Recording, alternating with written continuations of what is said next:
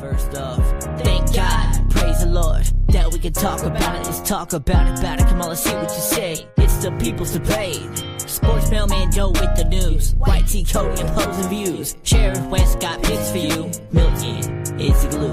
But your thoughts make this click. Opinion, raise questions. What you got to say, quick give. It's the people's debate.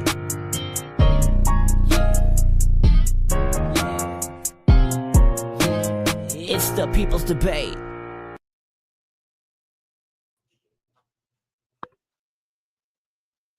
Are we on the air?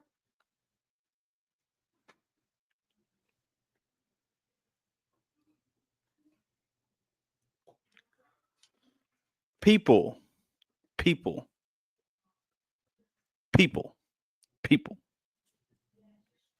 Glory to Jesus Christ.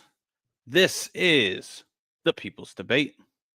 It is Wednesday, 7:48 Pacific time. Tonight, we're talking AFC East football. And yes, my friends, we are live. I am honored and lucky to be joined by, of course, the distinguished, the OGs panel of brethren. We got White T Cody over here, and then we got Joe, the sports mailman, over there. And fellas, one, thank y'all for joining me. Also, to the people that are there now, one, you're on time, so that's absolutely crazy. Appreciate that. Callie's, but damn it, Pacific time. Stop it, Cody. Don't tell me anything. Don't correct me while I'm talking. I was wrong. It's what am I, Central time? Yeah, we're Central. Yeah, whenever you say Central time. Well, damn it. All right, I should have practiced this earlier. But anyways, thank you people for being here. Much appreciation to you all. If you are new here, or let's say, I don't know, you're just clicking this video and this is Friday or Saturday and we're not live anymore. Again, thank you for being here. Make sure you like and subscribe to the channel. Like the dang video. Subscribe to the channel. Tell a friend to tell a friend to tell a friend. Because we need Milton to sleep. We need him to sleep, everybody. I got 3 new subscribers. So as long as I get 1 or 2 a week, I'll be satisfied. It is what it is. But fellas, again, thank y'all for being here. How are y'all doing? Shoot, I'm doing good, man. You know, another day closer to the weekend. You know, spend some time and have some fun with some family and friends this weekend. You know, I always look forward to that, and especially you get to talk football with y'all the middle of the week. That's like, I know the week's almost over whenever we're here and can talk ball and, you know, have a good time. Yes, sir. Cody, how you doing, brother? I'm doing all right. I'm pretty excited for this weekend. I got to get my tickets for season opener of NFL since the Texans will be here in LA. So I will be going to that game, and I'm scooping those tickets up this weekend. Hey, you better be careful, bro, because you're gonna be here in Rams house and all this stuff. So better tread lightly with the Houston Texas colors on. I'm like, we got to lock horns, I guess. You know. Yeah. Go ahead, Cody. I'm with you. Yeah. LA, they're gonna be wearing red and blue. Yeah, be wearing red and blue, so they ain't gonna know what to do. This is Texan grown. They're built different over there, man. They ain't ready for I'm not a Texan fan, but I'll put a Texan jersey on just to support in LA. But again, fellas, thank y'all for joining me. Real quick on the comments, Richie Ritz, thank you for being here, brethren. Also, LJ, thank you for being here. LJ was one of the guys that reached out to me through the DMs and was speaking about the quarterback list that ESPN put out. We'll talk about it in a little bit, but before, of course, we go over all of that, please, if there's any news out there, I mean, of course, we got Joe, the sports mailman. Please engage us with the news. What is going on, everybody? I missed last week, but I'm back with hot off the press news that has been going on in the NFL the past couple of weeks.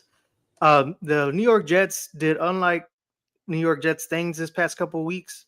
They signed their all-pro cornerback Sauce Gardner to a 4-year, $120 million contract, point four, and 85.63 million guaranteed, highest paid cornerback ever. Now at 30.1, who just exceeded the last guy who got 30. Now he's gonna get 30.1. So it's just yet again the NFL contracts continue to balloon. How do y'all feel about this contract, fellas? Warranted? Do you think he shouldn't have got this much, or do you think the Jets did right by him by signing him to this much of a long-term contract? He signed that today. I think a couple days ago. So 4 years, 120.4 million, 85.63 million guaranteed. So he's now the highest paid cornerback in league history. It is kind of crazy. I would say the year before last, he super deserved it. Last year was a down year. But I guess, in the end, can't let Sauce walk. If the Jets do, like, they're stupid. So you got to secure him. And he did unseed your boy Derek Stingley, who just got paid not that long ago, who was getting 30 million per. Now Sauce is just getting a little tick more. So let's see how that happens. Yeah, 30.1. That makes me feel like we got a better value.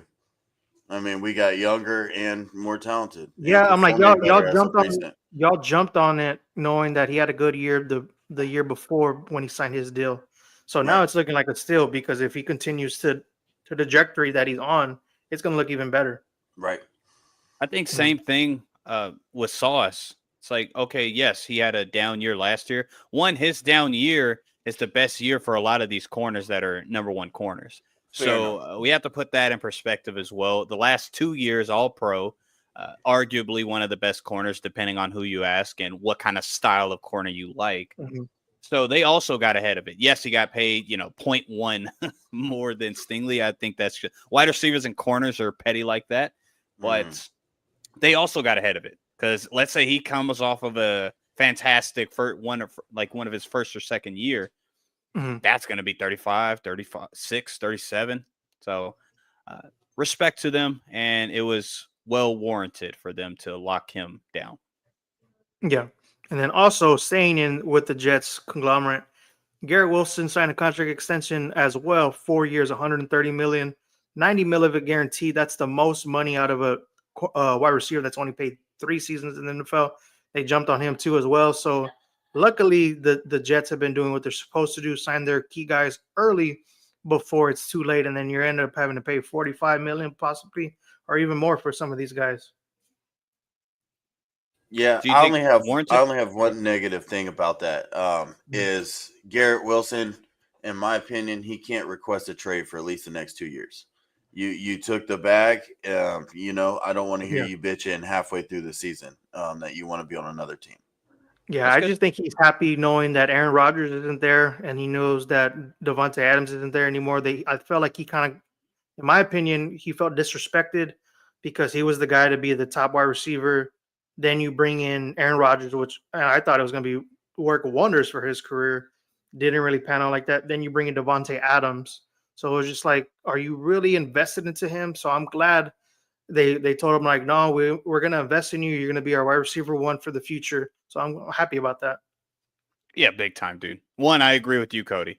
Yes, there's no more trade talks. I don't care if all this is terrible. Justin Fields plays absolutely terrible, which I don't think. I don't care. All right, you want to get paid. You got paid early. Shout out to the Jets for not doing Jets things. You paid the 2 guys that in the same year, I don't know if y'all remember, both of them won Rookie of the Year, offensive and defensive Rookie of the Year. So yeah, I think that was like those the only 2 guys. Time. Yeah, it was one of the only. I think there was another. No, the Texans did it. Stroud and Will Anderson.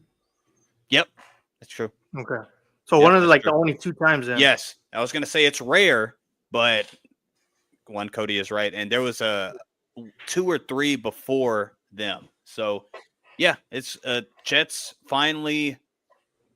It seems like they're turning over a new leaf. They're not doing normal Jets things, and I don't know, but they're, there's some kind of competence being spread out over there. Yeah, kind of surprising to happen with the Jets, haven't been the greatest of franchises in the past 20, 30 years. Ever. Yep, go ahead. Yeah. Yeah, moving on. Talking about demanding trades.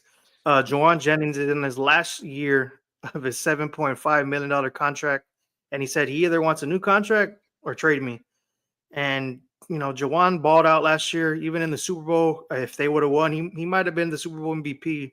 So you let go of Devo. Brandon Ayuk's coming off a ACL injury, so he's kind of pushing them into a corner, and it's going to see what's going to happen with the 49ers, see if they budge or not. What you think, Cody? I'm starting to wonder if there's a super dysfunction in the 49ers front office as to what makes the players want to keep doing this to them. Or is it just a monkey see, monkey do kind of thing between each player and they just cave in so every player follows suit?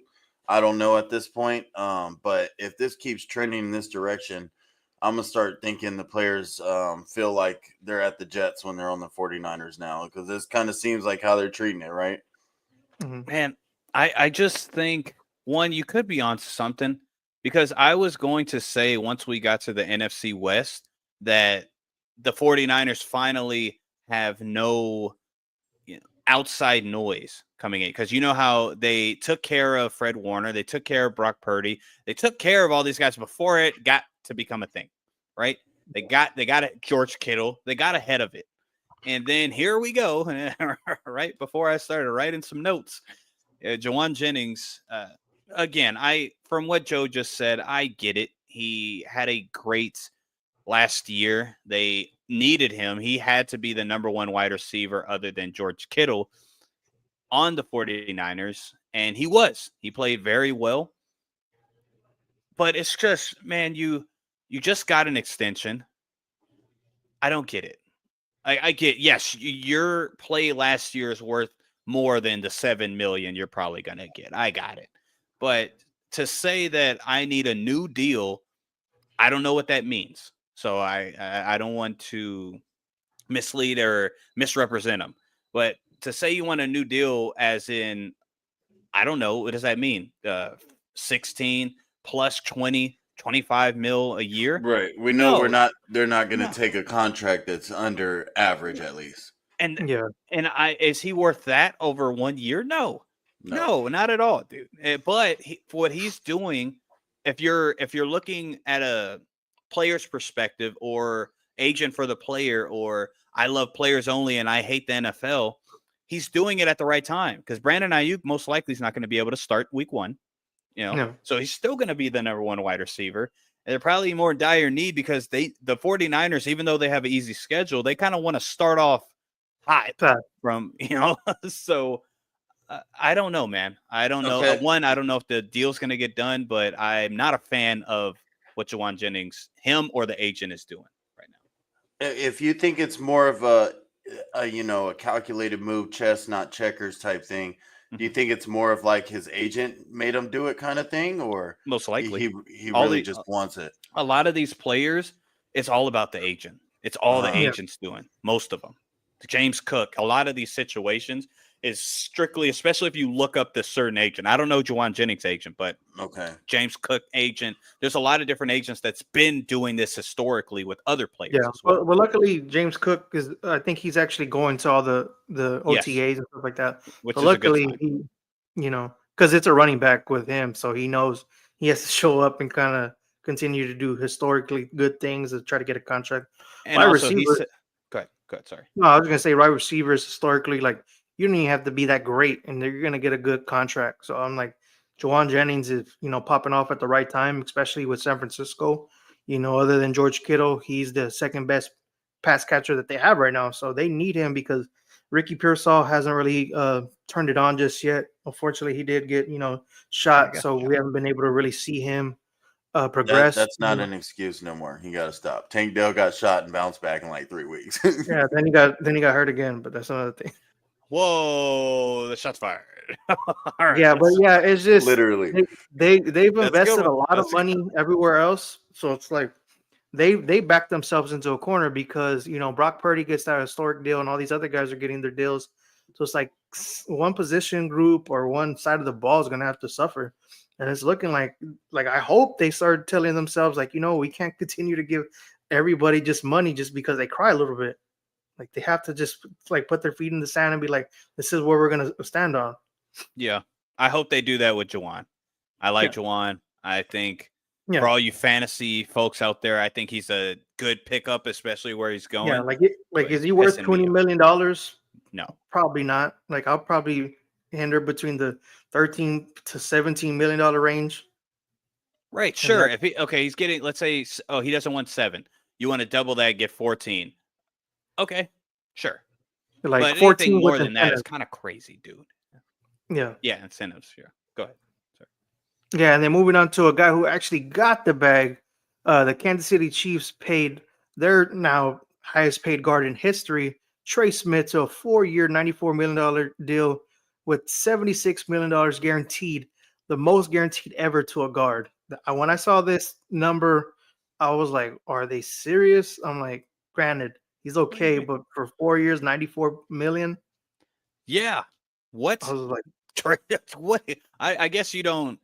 Trey Smith, as far as pass block win rate, as far as how long he's able to not hold, because you know that holding's a penalty. Hold the defensive either edge rush, no, not edge rusher, interior rusher is top 5 in the entire league, and one of the other top 5 is already right next to him in the Creed Humphrey. So yeah, dude, what's their main issue? Is their offensive line. I'd go ahead and he's young as well. Yeah, get ahead. Yeah, I just feel like he got overpaid to me. I don't. I think I side with Joe slightly. He did get a lot of money. Man, dude, if y'all the guard market is just going up. That's it's just going higher and higher and higher. You have a young stud in Trey Smith. That's going to be that for almost every position, dude. You have a young stud in Trey Smith, and he's played nothing but well for you guys. Yeah, I'm going to go ahead and get ahead of it. Put your money there. You're fine. Because if you lose him, then what? Oh, I have a good center. That's it.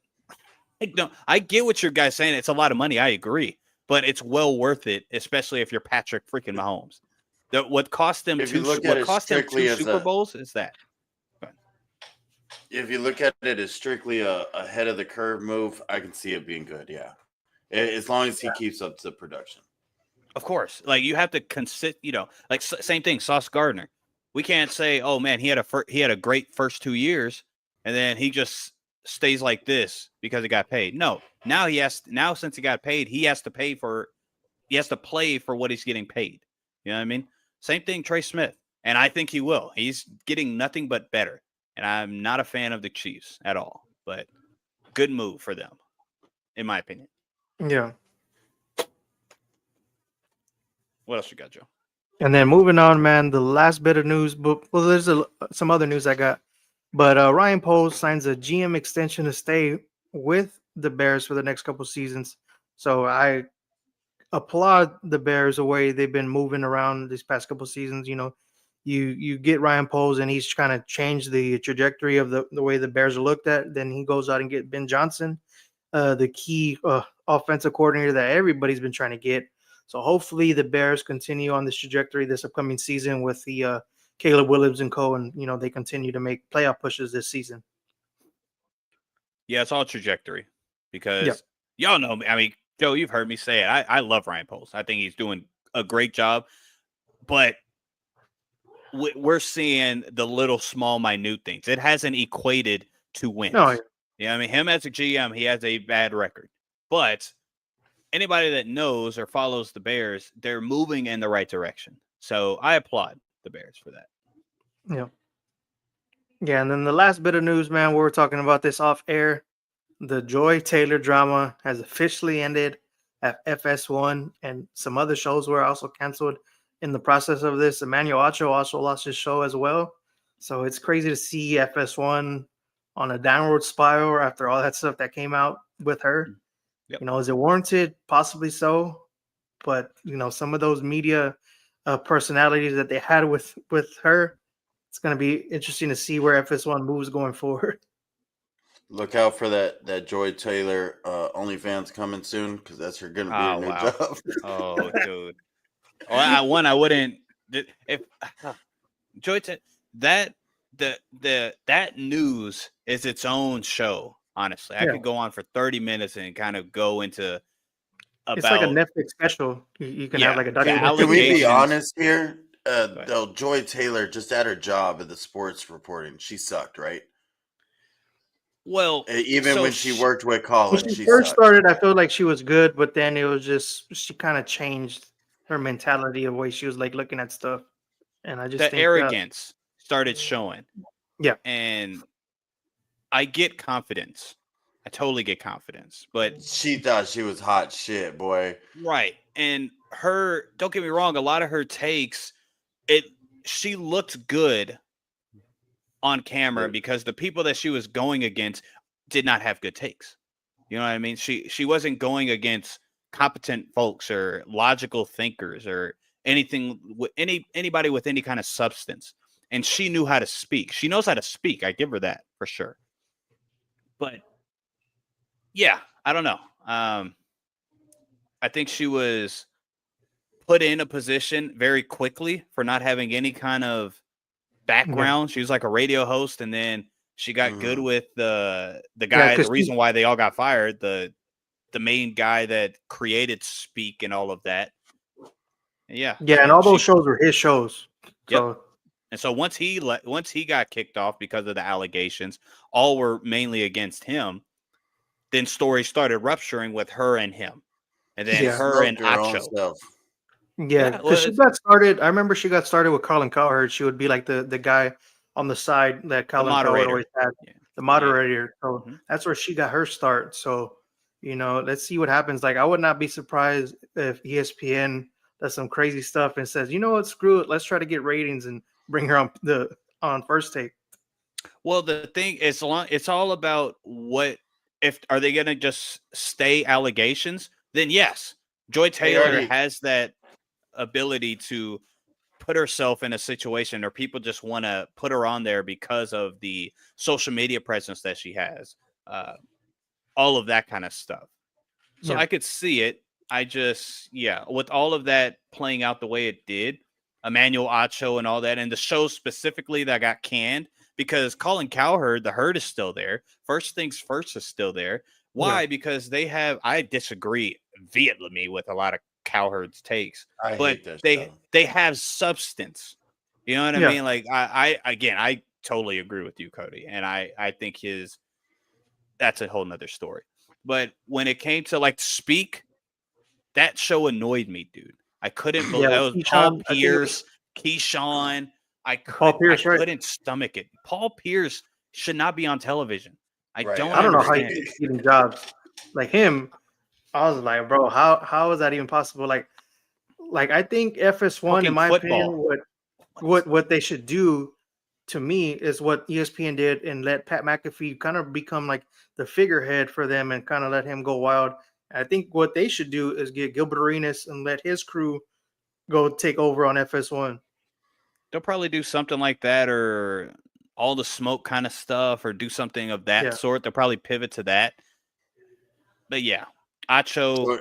Joy Taylor career is over though because she ain't gonna go to First Take. First Take already has a Joy Taylor Molly, so and a lot of people Oh, that'll already be hate her. interesting. So, That'll be bro, interesting. Molly That'll be and Taylor hilarious. would be fighting, bro. And That I'm would like, be good TV. That would be it, because both of them, again, a lot of time. Well, Molly's more emotional than Joy. Joy's just a little more Eric, so it would just be really funny. But I doubt they do. yeah, like if you let them go at each other, because Molly's usually the moderator in the middle. So imagine like Right. they let her get in the chair. Have Like, all Stephen right, A. come on, moderate. Oh man, that'd be crazy. and let Stephen A. be in the middle. Yeah, that would be a good one. But Yeah. yeah, I think a lot of the what is it called? The collateral damage, I guess you can say. Like Keyshawn is gonna have a job. He gets a Yeah. job anywhere he goes. So he's gonna still have a job. I don't really like his takes either, but he's there. Yeah. Nothing fell on him. He's fine. Paul Pierce again, he should stay away. Please. After him going crazy on Instagram that one time, I was like, how did they even let him back on TV? Yeah. Well, I don't know, dude. with LaShawn McCoy and all of them.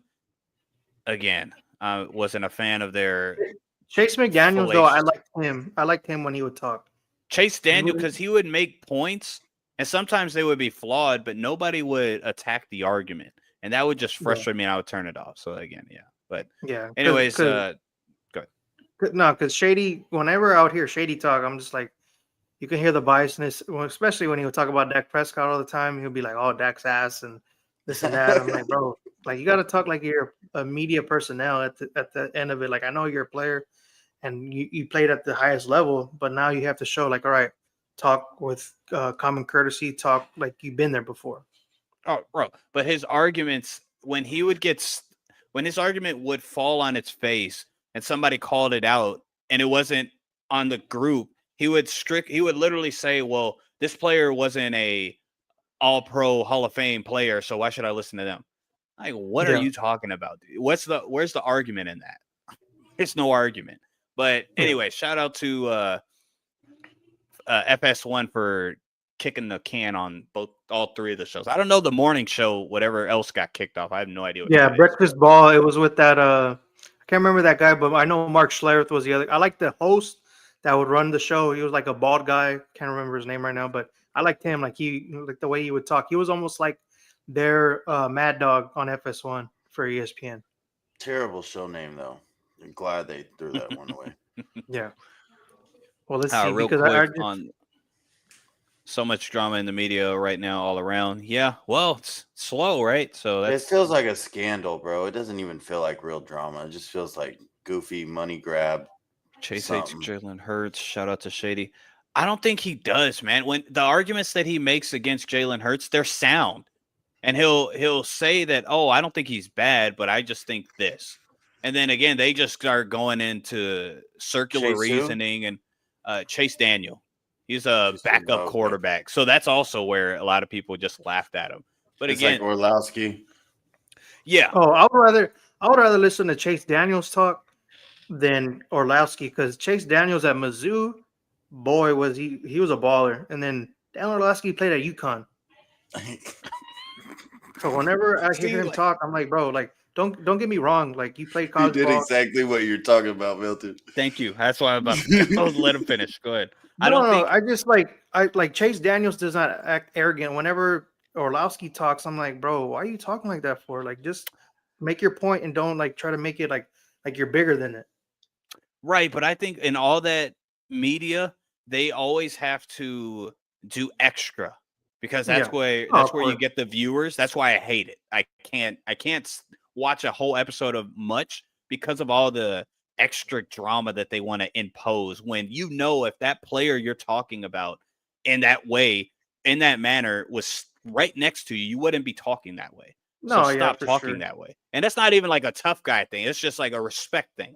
I'm not gonna say this. That's why I like listening to Chase Daniels, because he would talk like, he wouldn't act all arrogant. He would talk like, like he wasn't the starter. I think he was only a starter like 1 year out of his career. I remember he signed like a big contract somewhere, and he didn't end up really starting. But I'm like, he stayed in the league for I think about 14 years as the backup, and he made an X amount of right. There's a positive you could take. Right. I agree. There's a positive there. But I will say and we'll leave it at this. Just because you don't play football, or just because you didn't play well, or you weren't a Hall of Famer, you can talk, you can have arguments, you could have claims, because now we're into the logical thinking of it, the critical thinking of it. We're having takes. So now you have to attack the take, not the person. Because, I hear some people say, Darren Orlowski did this. Why am I going to listen to his quarterback take? Well, let me hear his argument, and what's wrong with the argument? It's not about the person making the argument. All right. Unless they start talking, nonsense and big talk. People's debate to replace shows on FS1. Hey, man, I'll do it for cheap, dude. I'll do it for cheap. Dude, that'll be my dream. I'll be like, see you later, post office. I'm out of here. Yeah. If they just did bland takes, it wouldn't be entertaining. Takes to have for good for TV. Yeah. But yes, if they just did bland takes, for sure. I'm like, you can't just be bland with it and just right. But you could have good arguments, good argumentation without the extra. and still be entertaining. Like if I'm talking like this and doing all this, I don't have to be monotone. I could have good arguments without just going the extra mile and saying, "Oh yeah, actually, Dak Prescott's probably a bottom 25 quarterback." What are we doing? What are we doing there? MLB All-Star break is the best. That might be all true right. now. No, No, yeah, Yeah, y'all could talk about like it. even before, I know this is an NFL show, but you know, the MLB All-Star break, even before, I remember back then they used to have it where they would have the NL, AL play against each other. The winner of that will get home field in the World Series, and everybody will love that. The players wouldn't so much love it as much because they're like, oh, well, my team's not going to make it to the World Series. Why should I ball out for the American League or National League?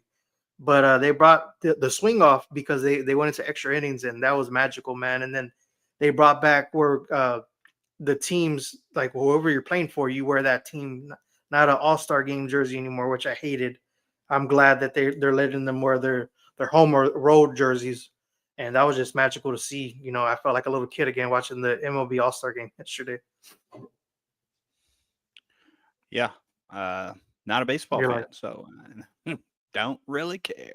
All right, Joe, Sports Mailman, is that all the news? Yeah, that was all the news, brother. Yeah, right. another week. We'll see you again with the Sports Mailman.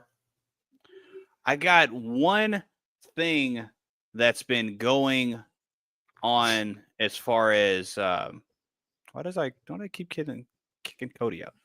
There's one thing that's been going around and it's been making media headlines. And it's this freaking list that ESPN came out with from executive and coaches that remain anonymous. And I think I get what they're doing in the list, but there's been a lot of hot takes or strong takes against the list on specific rankings. Guys, when y'all heard or saw the list, what did you think? What's your biggest gripe? Let's talk about it before we get into our AFC East talk. Jaden Daniels in the top 5 after only one season. Crazy. Jared Goff in the top 10. Crazy over Jalen and Baker. That's crazy. Mm-hmm. And where the fuck is CJ Stroud? So I think if I remember correctly, they had honorable mentions. They had CJ Stroud. Funny enough, Bo Nix got a top 10 vote. Ain't that great? I love it. CJ Stroud, Bo Nix, and somebody else. I can't really think. But yeah, what I think is going well, before I say what I think, Cody, other than CJ Stroud, because I get that's your guy. I might agree, but it just depends on, again, how they came up with this list. What are your thoughts on the list? What's your biggest gripe? Come on.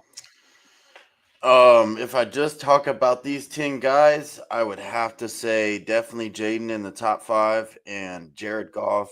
What the fuck? I could probably name like another 5-7 QBs I'm taking that aren't on this list over Jared Goff right now. Yeah, I mean, yeah, he's veteran, but I mean, let's be honest, right? Jared Goff is on the super decline, and Jared Goff without amazing superstars around him is fucking Matt Schaub 2.0. So, you know what I mean? Like, let's not get ahead of ourselves and put Jared Goff in our top 10 quarterbacks in the league. Okay. Let me go to the comments real quick. NFL needs to step up their game. Okay, this is about. But hey, Chi-Town. Yeah, guess what? Y'all have a freaking channel that y'all could do this on. But I don't see y'all freaking doing it. All right? It's been way too freaking long. That's my fault, fellas. So yeah, take the gripe with me. All right, we'll both punish of you. Milton. Both of you. Well, both of you. I don't. This ain't got none of baseball has nothing to do with me. I gave you free reins for it. Daniels is top 10. LML. Okay, you don't agree. Said, yeah, he CJ was laughing at way better than Daniels. Yeah. CJ is way better than Daniels. So here's what I think. This whole thing of people getting off the train and thinking CJ is bad I agree or something after this second year because he lost all his wide receiver and top 3 worst O-line and still got the playoffs and still won and still beat guys on this list is just ridiculous. Yeah. So your first part, I agree. Again, I told you the CJ Stroud. I actually was not more impressed, I guess isn't the word, but I was impressed for what he did for what he had. You know what I mean? So I agree. Like people comparing, oh man, I don't think Jaden Daniels should be on here. I don't like this argument. I don't think Jaden Daniels should be on here because we saw CJ Stroud slump sophomore year. Well, it wasn't a slump year for him. Like he did what he had to do. He played well. It's just if almost any other quarterback that was in his position would have played that bad or worse. So you gotta stop comparing that to. So that's one.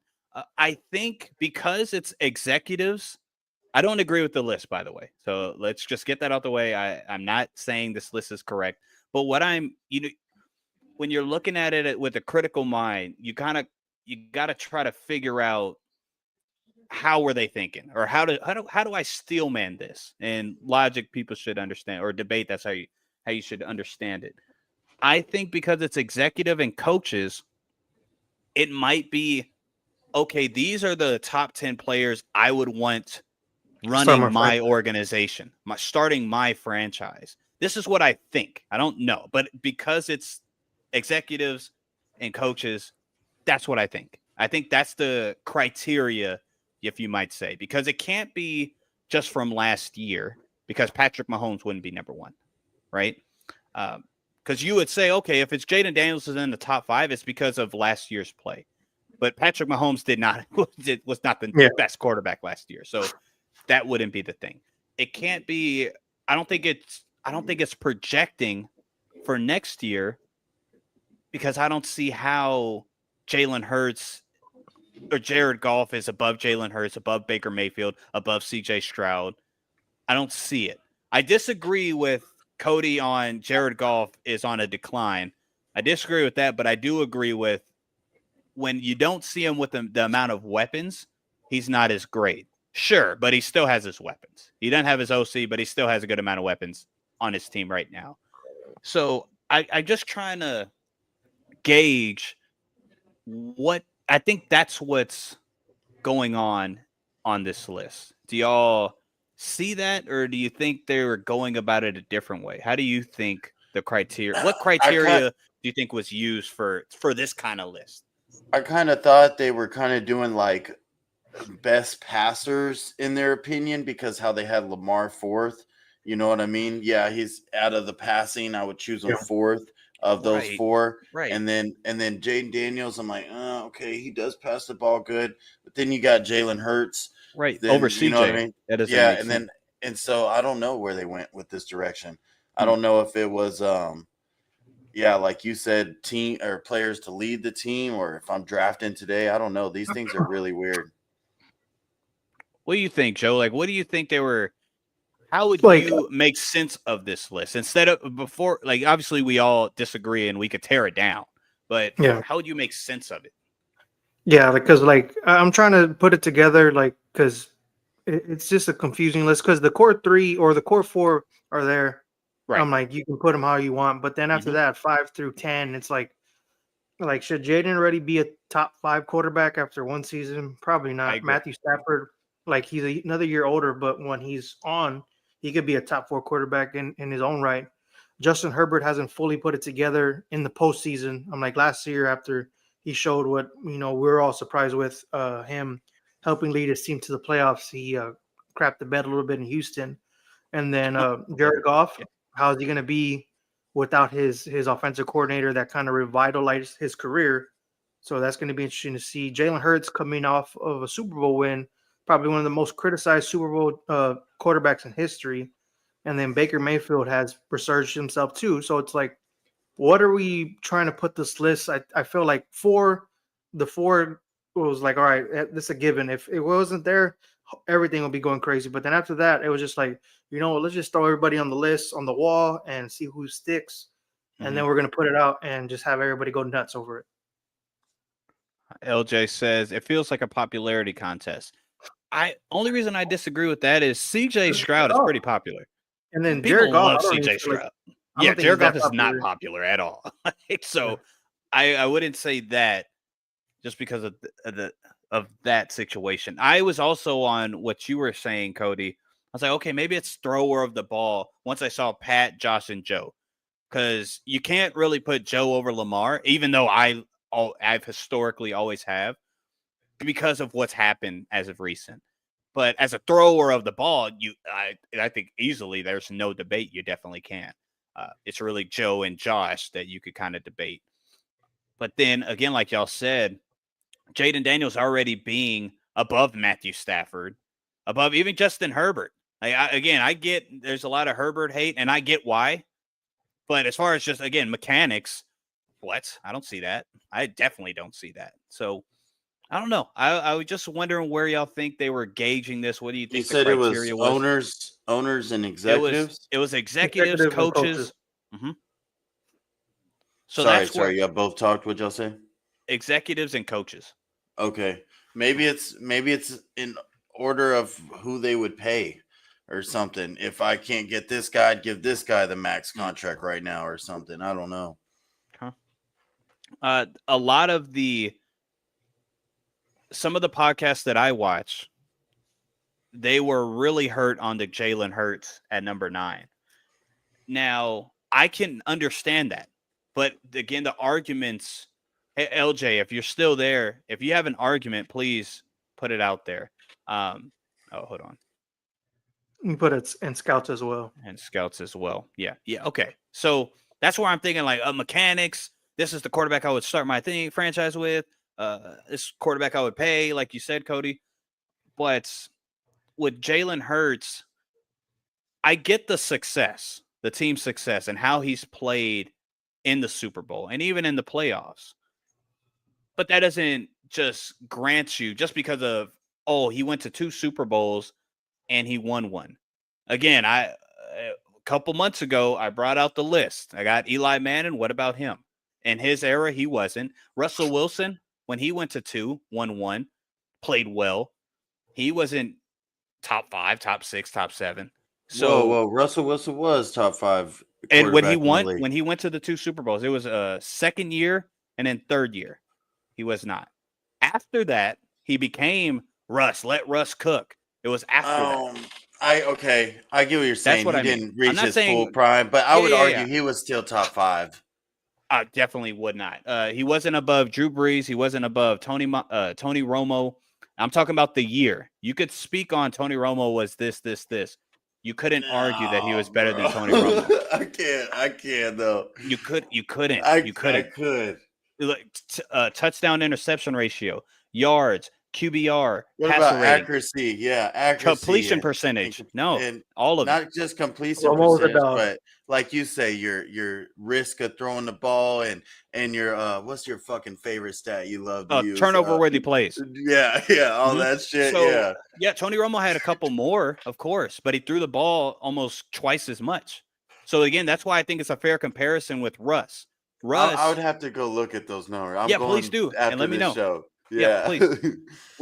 With Russ, yes, we all remember. Russ was a top 5, top 6, top 7 quarterback. After his first Super Bowl, when he won it, it was a great defense, and they were a run-first team. He just did enough to not mess it up, just like Jalen Hurts. The second Super Bowl, again, lost to the Patriots. You know what I mean? Also the greatest of all time. He had a worst. Well, he didn't play well enough.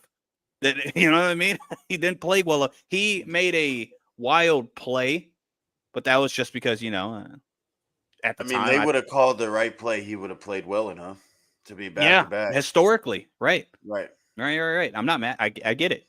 But all I'm saying is, if you do go back and look at those 2 years and look at all the quarterback play and tell me with a straight face and have an argument that he was a top 5 quarterback, again, I promise you, if you're being objective, you're not going to agree with that. Not that at that time. I'm not saying in that era, sure. But at that time, he was not. He wasn't considered that. It was holding Russ back. So, okay, let's not let – Russ was not the creator of the Seattle Seahawks. He wasn't the main force of the offense. There was a great defense, and it was a good rushing game with Marshawn Lynch. So that's why I compare the two. And that's why I don't like the team success thing. Winning is not a quarterback stat. It's a good plus. That's what puts Brady as the greatest of all time is, okay, yeah, Super Bowl, his playoff wins, his playoff play, his Super Bowl wins, Super Bowl play, fourth quarter comebacks, game-winning drives, MVPs, all that. All of it combined, yes. But it's not just because he won. Because he won the first 3 Super Bowls. He was not a top 4, top 5 quarterback. They were winning because of the defense and the It's okay. You can say the coaching. Coaching for sure. But I'm trying to say on offense, the conservativeness, Right. not making the bad plays kind of thing. So that's all I mean. Like, so with Jalen Hurts, you can make the argument because of, all right, well, when he does pass the ball, these are his stats, yards per completion, all these kind of things. That's when you can make the argument he's not number 9. But with the whole, he outplayed Patrick Mahomes in 2 Super Bowls. Dude, what? Oh, he beat this team. Like, the defense is going against Patrick Mahomes, not Jalen Hurts. I hate that little. Eli Manning beat Tom Brady twice. Eli Manning doesn't hold a candle to Brady. You know what I mean? He didn't outperform Tom Brady. No, but in the Super Bowl, he kind of did. But that doesn't mean anything. That means it's a game. We're talking about a whole career. Well, I was agreeing with you as how it's not just Eli Manning versus Tom Brady. Yeah. Right. I agree. Yes. So, yeah, again, with Jalen Hurts being there, that's been like the big ticker. I agree with why it's kind of outrageous. I wouldn't have them all the way at 9, but it just depends on what kind of criteria these guys are using. Jalen Hurts is very, very hard to rank, man. Every time I do a quarterback list, I have to really narrow in on a criteria of how I'm making the list to rank Jalen Hurts. Because if you're making the list as passing quarterbacks and who's the best passers in the league and stuff, it's a very different list than where you just ranking players, like how ESPN will do 100 best players. You see what I mean? I agree. So it's all about criteria. It's all about what's this top passers or best resume or greatest achievement. Like, all these different things should be put in place when making a list. You can't say a blanket, best quarterbacks off of what? Because now what are we arguing? We're just saying our opinions at that point. But yeah, they didn't put off of what. So it's hard to argue what they're talking about. But I still disagree with the list. All right. That was a lot to say. Let's get into our AFC East discussion where we break down each AFC East team, see as far as what went wrong last year, what went right or wrong in the offseason, and what possibly will go right or wrong in the 2025-2026 season. Let us jump into the team that finished last year was my New England Patriots. What's going on with the cameras today? So I gotta fix that. You're gonna get fined, bro. There's different scenes that I could do, and it makes it look cooler. Hey, can we get a new host? Anybody in the comments? All right. Anybody in the comments? Yeah, go ahead. Come on, guys. Come on and come on down. Let's see how you do. Let's see. When it comes to the New England Patriots, so last year, I'm going to say we. It's not we. It's them. But I'm gonna habit. No, you're part of the Milton. Stand up. I appreciate it. Stand up with the Mike Vrabel hand in hand. You're like, the Patriot congregation. Yeah, the Patriot way. Do your job. Yeah, you darn Skippy. Thank y'all. They went 4-13. If everybody remembers, last year I predicted best case scenario we'd win 5-6 games. It wasn't best case scenario. We didn't win 5-6 games. So I didn't win that last game. You ought to have had the first pick. So. I think I had y'all at 3 or 4. Yeah. Again, I didn't fight y'all on anything with the Patriots because we weren't good. I didn't think we'd be good. Yeah. But this year, new coach and Mike Vrabel, a proven head coach and Mike Vrabel. He brings over Terrell Williams as far as he was the defensive line coordinator for the Detroit Lions, if I'm not mistaken. So the coaching's already a million times better. Josh McDaniels comes back as our OC. You could say what the heck you want about Josh McDaniels as the head coach, and I wouldn't fight you. as an offensive coordinator, I think he's pretty darn good. That's Yeah, all he I'm going to sure say. is. Just saying. Historically, I could be wrong. Okay, Cody. Historically, he's been good. We also, one of our main issues last year was wide receiver. And I'm not saying we have the best wide receiver room. We don't. I'm not saying we have a top 15 wide receiver room. I don't think we do. But I don't think it's 32nd or 31st or 30th. So we bring over Mac Hollins from Buffalo. We bring over Stephon Diggs on a big contract. We get a rookie in the second round. It's now a deep wide receiver room. Demario Douglas is healthy. Kevon Booty. Yeah, I thought it was Booyah. Boots. Yeah, there it is. He played very well with the stretches that he had, just inconsistent. I think now we have at least the depth to figure out, okay, you're going to be 1, 2, 3, 4 kind of thing. Versus last year, we just had 4, 5, 6. That's all we really had. Also, with our offensive line, that was our biggest problem. Again, I don't think our offensive line has gotten so much better where we'll be top 10, top 15. No, but we're not going to be 32nd, 31st, 30th, 29th, 28th. I truly don't. Our offensive line, our tackles was absolutely absurd. They were demonstrably terrible.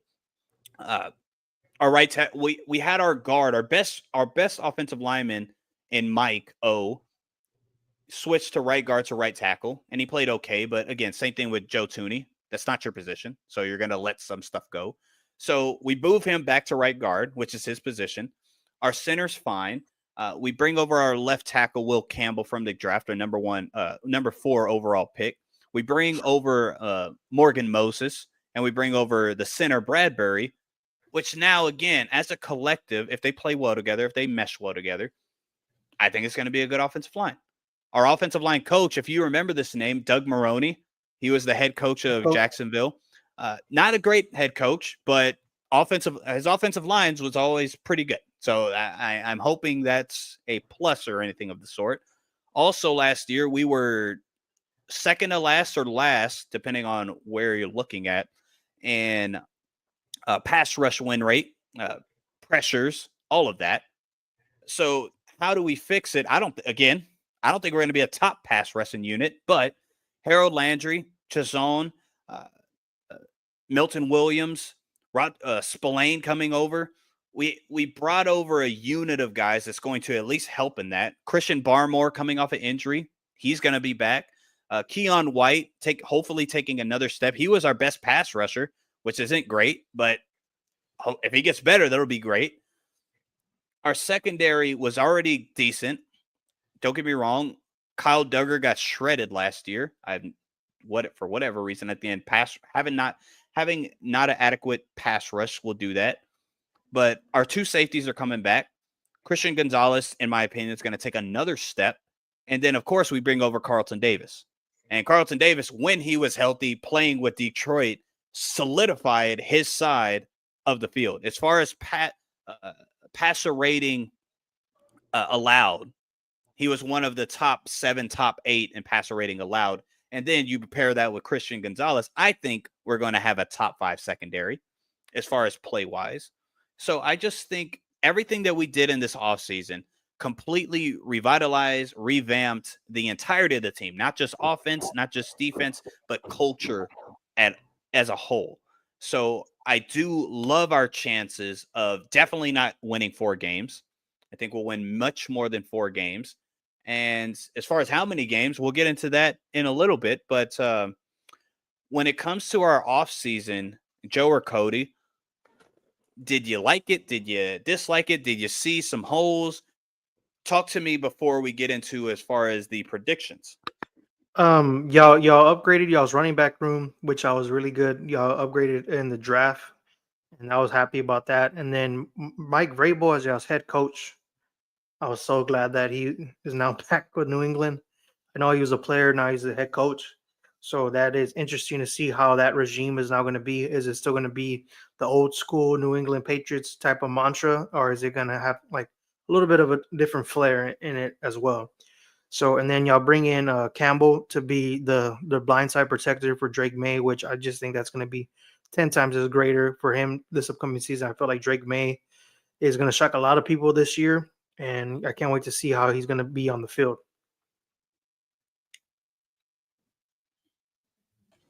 You're muted. You're muted. What you think, Cody? Since you're always negative Nancy when it comes to the Patriots, what do you think we missed on? Huh? Go ahead. I don't know if y'all missed. I think it's just a big of how much the players that y'all have trending in the right direction, young players, how much more of a step do they take this year? Do they improve in the right direction faster or about the same speed or less now that Vrabel's there, new head coach, new style, all that. I know with young players, sometimes it can be rough. And adjusting, it might take you a good 5-6 games for y'all to get used to all the play from the new coach. Am I lagging? No. Oh, okay, you weren't like moving or nothing. Sorry, So. no, I was messing with you. Okay, so yeah, I'm just interested in seeing that. And as a Texans fan, just having Stephon Diggs, I'm definitely interested in seeing how his season goes.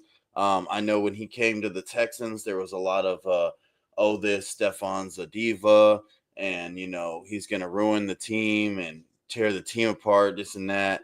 Well, he didn't really get to play, so we didn't get to see if any of that took effect. So I'm still interested. I'm wondering where all those rumors go. But now he's on the Patriots. Guess he's part of the disciples or something.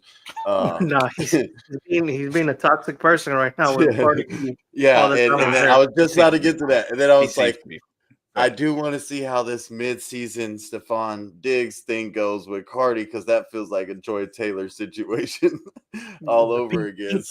Pink powder Diggs. That's in the past. That's we're much far along now. He's in training. That was before training camp. We're in training camp now, guys. So I think he's fine. No, I don't think so. I don't really care. As long as it ain't no weird bunch of I saw reports that he said her BBL stinks. Yeah, exactly. I saw that too. Guess what? I don't. I don't. One, I don't believe it, but then two, I don't care. I mean, I could believe it. That motherfucker not looks that. I don't believe he said that. Is what I mean. But yeah, when it comes to the New England Patriots, let's go in. Hold on. He dropped. Nah, see, I kept. He dropped her already, I believe. I said that. Yeah, I saw all that. Again, one, I'm not. I don't believe any of it until it comes from his mouth or somebody respectable or somebody that's trustworthy. I don't care about the opinions or posts or tweets or any of that kind of stuff. It didn't come from him, so it could be true, but I don't. She's going to be there week 1 in New England when they take on the Raiders. Ain't no way. In Foxborough, she's not going to be allowed. I'm just kidding. That's a racist joke. Okay. Like, damn, man, you're like, oh, you got to check it with Milton. He said, no. Foxborough. You can justify it saying, I'm not even allowed. No, Foxborough's, historically Boston, yeah. We know Boston, so. And she's, so. Well, she's a New Yorker, so she probably wouldn't even want to go to Boston. That's true. And we don't want her anyway. So, now when it comes to the New England Patriots, let me ask y'all this. That's kind of an easy answer, so I really don't want. I want to ask it a different way. I was going to say, do you think that we have gotten better? Well, yes. Obviously, yes. Do you think that will translate to more wins next year? Let me ask that.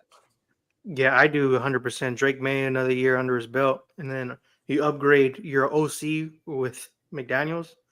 And say what you want about him as a head coach. He's one of those guys as a coordinator. If they had a Hall of Fame for coordinators, I don't know if they do or not. He'll probably be one of the first guys in for coordinators. Yeah, people a lot of times will push back. It's like, oh, it was just Tom Brady. One, a lot of it was Tom Brady, yeah, but also he made Mac Jones look not like Mac Jones. So y'all do play the Giants in Foxborough this year. Cardi's gonna wear a Giants jersey. She better not. And she's gonna put it in a bar.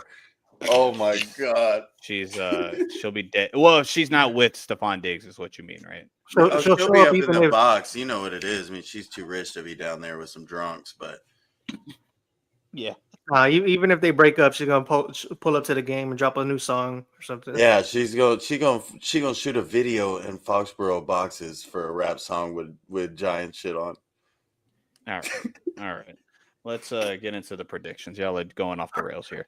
The New England Patriots this year, I don't really like using this metric, but because it's going off of last year. But even looking at the schedule, I tend to agree somewhat. We have the second or third easiest schedule in the league. So I think that's also going to help us. The last couple of years, I don't know if y'all remember, I was pissed off last year because I knew we would suck, but our schedule was hard too. So I didn't understand what's going on. Wait a minute, we're not good. Why do we have a hard schedule? But this year, it's coming. They're making it right. We have an easier schedule, and yeah, I think it will equate to more wins. Now, how many more wins? Let's go over that. Our predictions on the New England Patriots 2025-2026 season. I'll go first. It's my team, so I'll lay it down real quick. I think the Patriots this year will go 10-7. I had them at 10-7. I even flirted with them going 11-6. I almost had to agree with y'all. I think they for sure got 7 losses when I look at their schedule. I can pull about 7 games that I think are for sure losses, and I think the rest are up for grabs. Okay, that's crazy. You just don't want to say 10 wins. I just can't. I just can't say crazy. they're going to That's go wild. from It's a wild 3 thing, to Cody. 10. They'll have a winning record, but 7 losses for sure. I think 7 you got to have the negatives. Like, I'm not going to say wins and a positive number. I'm not going to do that, but I'll say you get 7 wins. I don't want to say they're for sure going to have 10 wins. I mean, I don't none of this is for sure, but it's a prediction. Right. I can't right now. I have them starting off hot 4-0. Oh, my bad. What'd you say? No, I have them starting off hot this year. I have them starting off 4-0. Yeah. Now I got 3-1. Beating the Steelers? Yeah, I think we'll beat the Steelers. I think we'll lose to Miami the first game. Miami's going to be healthy. I do think I might lose that Miami game too. They're in the beginning of Miami. So we'll go over Miami. It's decently easy, and it's early where they'll be healthy. Healthy Miami. I don't like the secondary. We'll get into that, but offensively, they're still freak. What I'm going to do, I'm going to look up the over-unders, though, too. Yeah, remember I think the over for the Patriots, go for it. I think it's 8.5, if I'm not mistaken. Y'all have the Titans. Like, that's going to be a toss-up depending on how good Cam Ward is playing, right? Y'all just went up in flames about how good. Their over-under for New England is 8.5. No, I'm on Cody right now. Tennessee. What's your point? I mean that they're in the kind of the same position, new quarterback. I mean, y'all got a 6-game more experienced quarterback or whatever. 7 games. Okay, let's leave the quarterback out. How about that? Well, I mean, let's not leave the quarterback let's do that out. Because defensively, what did they add? We added a whole truckload of people. But their defense was already better than y'all. So last year it was. That's true. That's true. Offensive line, are playing catch up in that aspect. Offensive line, we both know you're both right there with us in the Texans. We're I don't think so. I think I don't know as far as this year what it'll turn out to be, but I'm saying off of last year, we were all bad, right? Okay, yeah, that's true. That's true. Okay, we'll see. I think you're completely wrong. Mike Vrabel going back to Tennessee. You would take your receiving core over there? Easily, for sure. I think it's about a toss-up right there. I don't. I think Stephon Diggs, if he looks like he did in the beginning with y'all, he was looking good with y'all. He looked fine. He looked all right. Just like Stephon Diggs does. Whoa, no. He looked like a number 2. He looked like a good number 2. I don't think he did not look like a star Stephon Diggs in Buffalo. Well, so I'm not saying he performed that way. I'm just saying how he played, what he was asked to do. He did exactly how Stephon Diggs does. Even I'm not saying he didn't look the same. He definitely looked. Well, they had him more in the like inside. Injury. Yeah, so that's not how he normally used to play. So that was fair. Different. That's fair.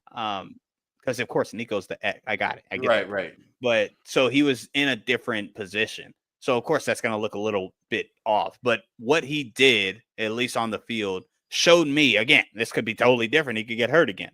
Hopefully And not. then y'all's running game, I don't believe in. I know you think it's going to improve this year, but It should.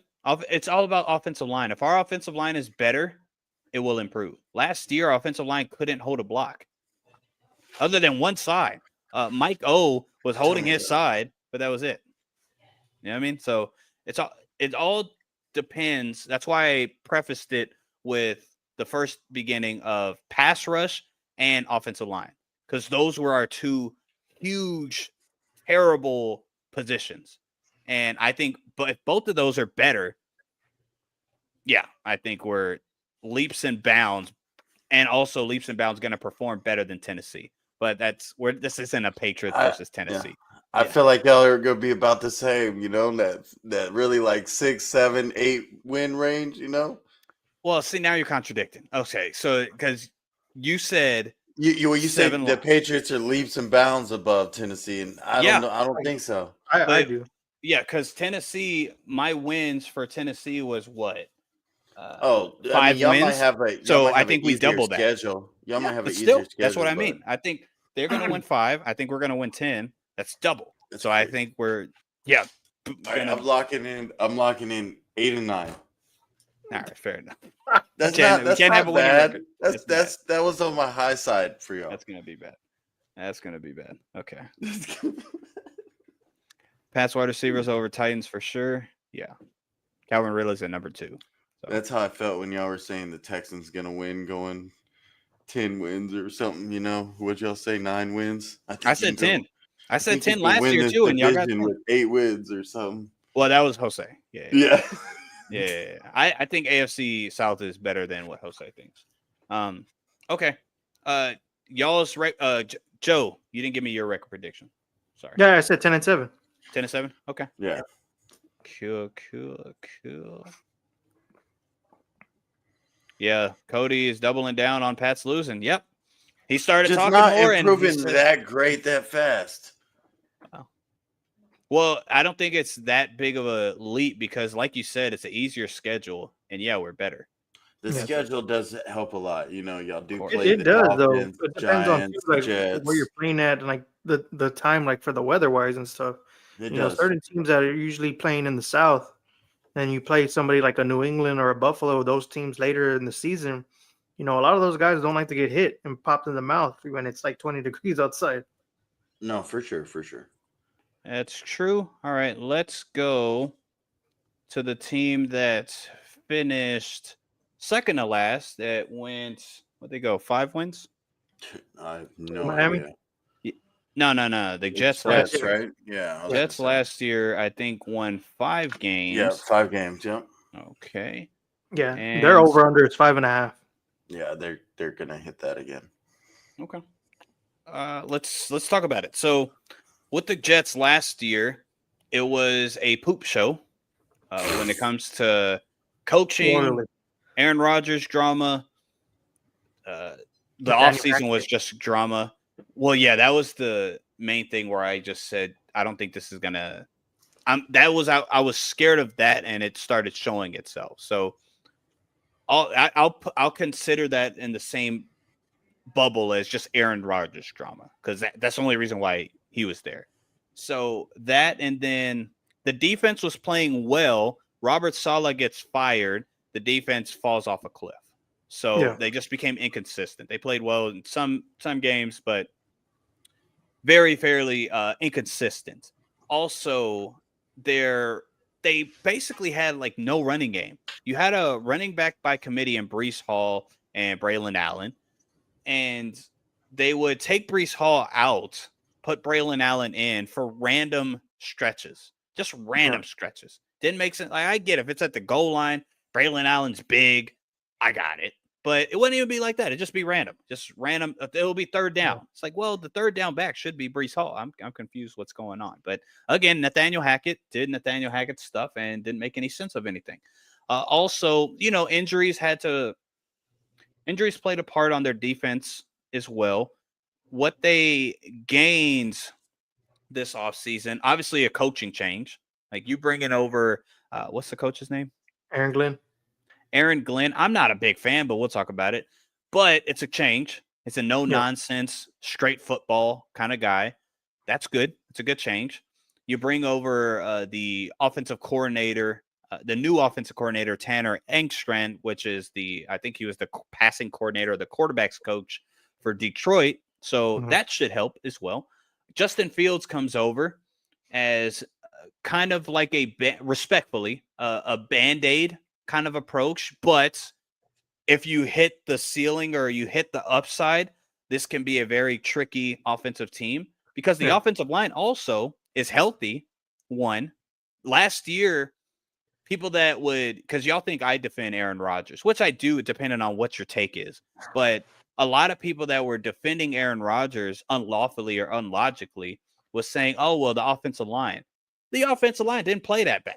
So you can't really use that argument. Sure, when they were not healthy, they were inconsistent, of course.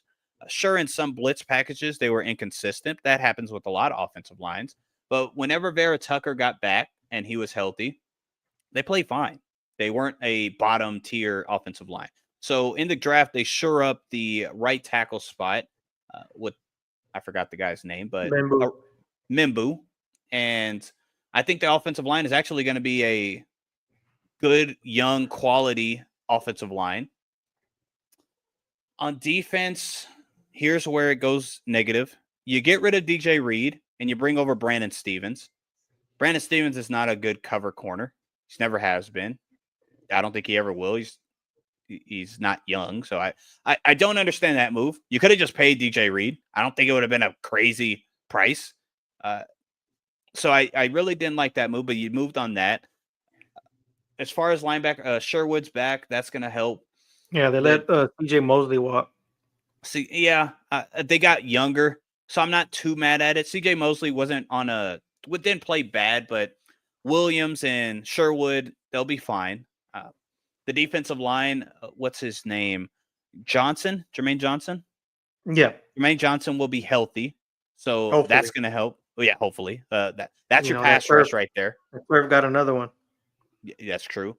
That's your pass rush right there. I think Will McDonald too. I'm like, he's a stud. He's a good pass rusher. The negative with them is they didn't address their lack of run stoppers. When it comes to McDonald, he's a liability against the run. He's a great pass rusher, but a liability. Again, Jermaine Johnson's that overall, he could do both. So if he comes back healthy, that's going to help. Obviously, we already know Quentin Williams, big boy in the middle. He's fine. I just think overall, this team is moving in the right direction. Will that equate to more wins? We'll talk about it. But I think they're moving in the right direction as far as just leadership, identity, trying to create an identity. We don't know what that identity is because, again, it's a whole new team, whole new scheme. But it looks like it's going to be run heavy, run first, more toughness kind of put out there.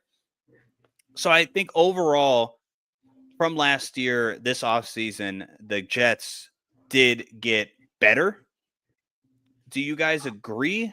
And do y'all want to add anything, or what's y'all's takeaways seeing the Jets off season or draft or however you want to take this? Well, with the Jets, man, it's just hard to judge them because it's the Jets. They're always going to do Jets-lights things, and continuing to do that. Robert Saleh, unfortunately, he got the axe. His team couldn't turn it around for him. Aaron Rodgers, pushed his team back. Past couple seasons, he gets injured year one, and then year two it was just a crapshoot.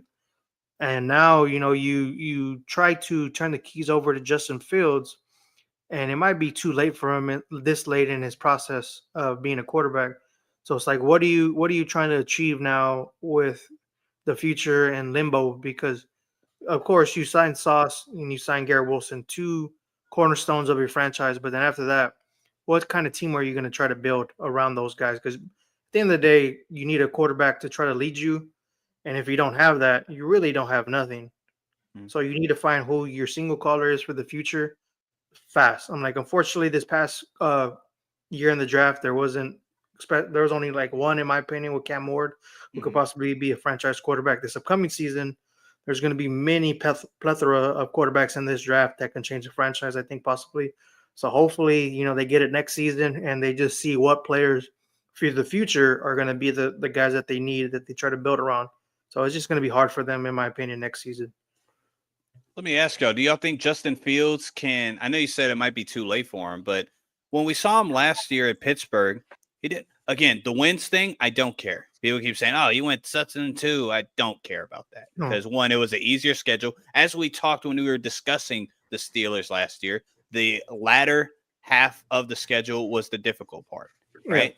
Yeah. He over-exceeded some of you, the guy over here, expectations when it comes to the Pittsburgh Steelers, but – even with that being said, the reason why he got benched, quote unquote, maybe not benched, but Russ was healthy, so now he played. It's because the lack of big playability that Justin Fields shows. He has the arm strength for it. He has the talent for it. Do you think with I think a better offensive line, at least projecting, a better offensive line, better running back room, do you think that is a plus? Do you think Justin Fields can have a comeback player of the year kind of year, not winning the award, but just kind of year? No, I just think with him, whenever I see him play games and I'm looking at tape and stuff, it's just some of the reads, like you have wide open reads, like easy, like simple reads that like quarterbacks in high school would make. And it's just like, are you too much into your head? And you're just thinking like, well, I have the feet on me to get out of the pocket and try to make a play, rather than just staying in the pocket, looking at your wide receivers and making it and trying to help yourself. Because that was another thing too, because I remember he got knocked out in one of the games and, you could see after that, he was never really the same. I remember him in the Cowboys game. He just looked lost out there. And, it just, he didn't look like he had a full grasp of the offense this past season in Pittsburgh. Maybe that was because he knew that Russ was waiting in the wings to just get healthy, but it was just like, everywhere he's really gone to, they have not fully invested to him. Unfortunately, Chicago never fully invested into him like Caleb Williams, how they're doing with him. And then this past year, he's with he's with Pittsburgh, and it's like, what's going to happen? Like you sign Russ, you sign him to the team as well, and it's like, well, what's going to happen? Like right now with the Jets, he's the clear-cut guy. If I'm going to look at their depth chart, I don't think anybody should really challenge him this upcoming season. No. I think it's Tyrod Taylor. Tyrod Taylor. Like, that's a guy, like, if for some reason, Justin they Fields did him wrong, too. They're going to bond. They're going to bond. They're going to bond big time, man. No, yeah, they're going to bond. But, like, if he really craps the bed, like, Tyrod Taylor is a pro's pro, and he can handle the team. Like, I don't think they're going to really do much anyway. But I just think Justin Fields, this is his make or break. Like, all right, bro, like, you are the figurehead of this team right now. You have your boy Garrett Wilson once again, and you have the tight end that he played with in college as well. So, try to make something now before it's too late, whenever next season that draft is coming fast. Jets are going to suck. Brandon, thanks for being here. Their O-line is improving. Yes, sir. I took a review, and I officially diagnosed Justin Fields with PTBD, post-traumatic bear disorder, okay? So this is in his head. This is just the Bears did this to him, right? And made his whole style like this and ruined his whole game. And I don't know if he can ever bounce back from it in his head. It just seems like he doesn't know what's going to happen to him. He doesn't ever have O-line, nothing. And, it just ends up bad for him. So, and the team turns on him like they pulled him in Pittsburgh. It seemed like he was just getting comfortable. And it's like, yep, psych, fuck you. We're throwing in old ass Russell Wilson so we can do the same thing we were going to do with you. And ship him out the next year. And I feel like that's fucking him up mentally in his game. How can you ever get in a role, get in a groove, actually become yourself on the field if you get fucking stabbed in the back by your team every other season? Yeah, I don't disagree. Hopefully that's not the case, but it could be. That'll be kind of worst case scenario for the Jets. I do got a question for y'all. Do y'all think Justin Fields on the Jets is closer, or let me say it like this, is more likely to have more of his worst season of his career or his best season of his career? Um, I would say because best, my I opinion. would say the best just because he has Garrett Wilson, he has Brees Hall around him, he has adequate weapons. Like I think this is probably the best weapon room he's ever had as a quarterback. Because last season, I'm like, you had George Pickens, you had Fairmouth, but then you had like Najee Harris. Yeah, So I he think looked, it just depends. It's kind of a wash because yes, Right. That's what I Pickens, was. Garrett Wilson's the only receiver that he's really going to be able to throw it to. Yep. Yeah. But he does have Brees Hall. I agree. I think he has three running backs actually. yeah, Braylon Allen. Braylon Allen and Isaiah Davis. I think all Yeah. three running backs and the offensive coordinator is going to be big for me. Why I think he'll have the best because Arthur Yeah. Smith. It's a certain kind of quarterback and offensive scheme that will really work for him. Obviously, that didn't really work for Justin Fields, or it didn't produce the best fruit from Justin Fields. With Tanner Eggstrand, we don't know, but I mean, he was the passing game coordinator for Detroit. So he's been around a lot of smart coordinators. Let's just say that. So I would Yeah. say best, Okay. in my opinion. I think he's gonna. I don't think his defense is gonna be as good as Pittsburgh was, though. Oh, for sure. No. Hey, so just real quick, breaking news that just happened a couple minutes ago. Pass rusher Von Miller is signing with the Washington Commanders. Oh, what the fuck is going on, bro? Well, they needed a pass rusher, so I mean, one that doesn't go to Yeah. Ben Taub. okay, all right, Cody. Jeez. Yeah, I'm like he's initially, in theory, he's gonna replace Dante Fowler, who came back to Dallas. Yes. So Do you think? Let's ask, because last year Dante Fowler got 10 and a half sacks. Von Yeah. Miller get 10 and a half sacks. Fucks no. 3. Right. It depends. Okay. Oh, Cody, come on, dude. Come What are we on doing? now. 3. yeah, because whenever we look at him with the Commanders, he's arguably probably going to be their best pass rusher next season. He is Like going to be their best pass rusher. Dorrance Armstrong, Deron Payne, Frankie Louvu, Yep. Derek Wise, Javon Kinlaw. So they need some guy to like fully put it together over there, help them out. That's good. I think, I don't get me wrong, I don't think that moves the needle much, but that's good for them because they needed a pass rusher. Von They Miller didn't get got 6 sacks last year. You how many think he's- games though? Right, that's my point. How many games Well, you think he gonna play this year? I think Washington. I think it had to do with the weather. Buffalo's weather sucks. Right? And I don't know how many games he played. I know. I'm just kidding. That was a joke. I'm just kidding. You could be right. You said 3 though. That's where I was in awe. I think he gets like 6.5, 7, just like waking Let's up. just keep the same 6. How about that? He played 13 games last year. Okay. Yeah, I think he gets more than 3. That's my bet. I ain't gonna say 10. I'm just asking if he's gonna get 10. Let's when it comes to the Jets, what else did I want to talk about? Offense. Let me go with some negatives, and then we'll get into our prediction. Again, I do think the Jets are better. I think they are moving in a good direction, comparably to what they have in the past. The Jets have always, like you said, Joe, the Jets have always been the Jets, and I think they're tired of being the Jets.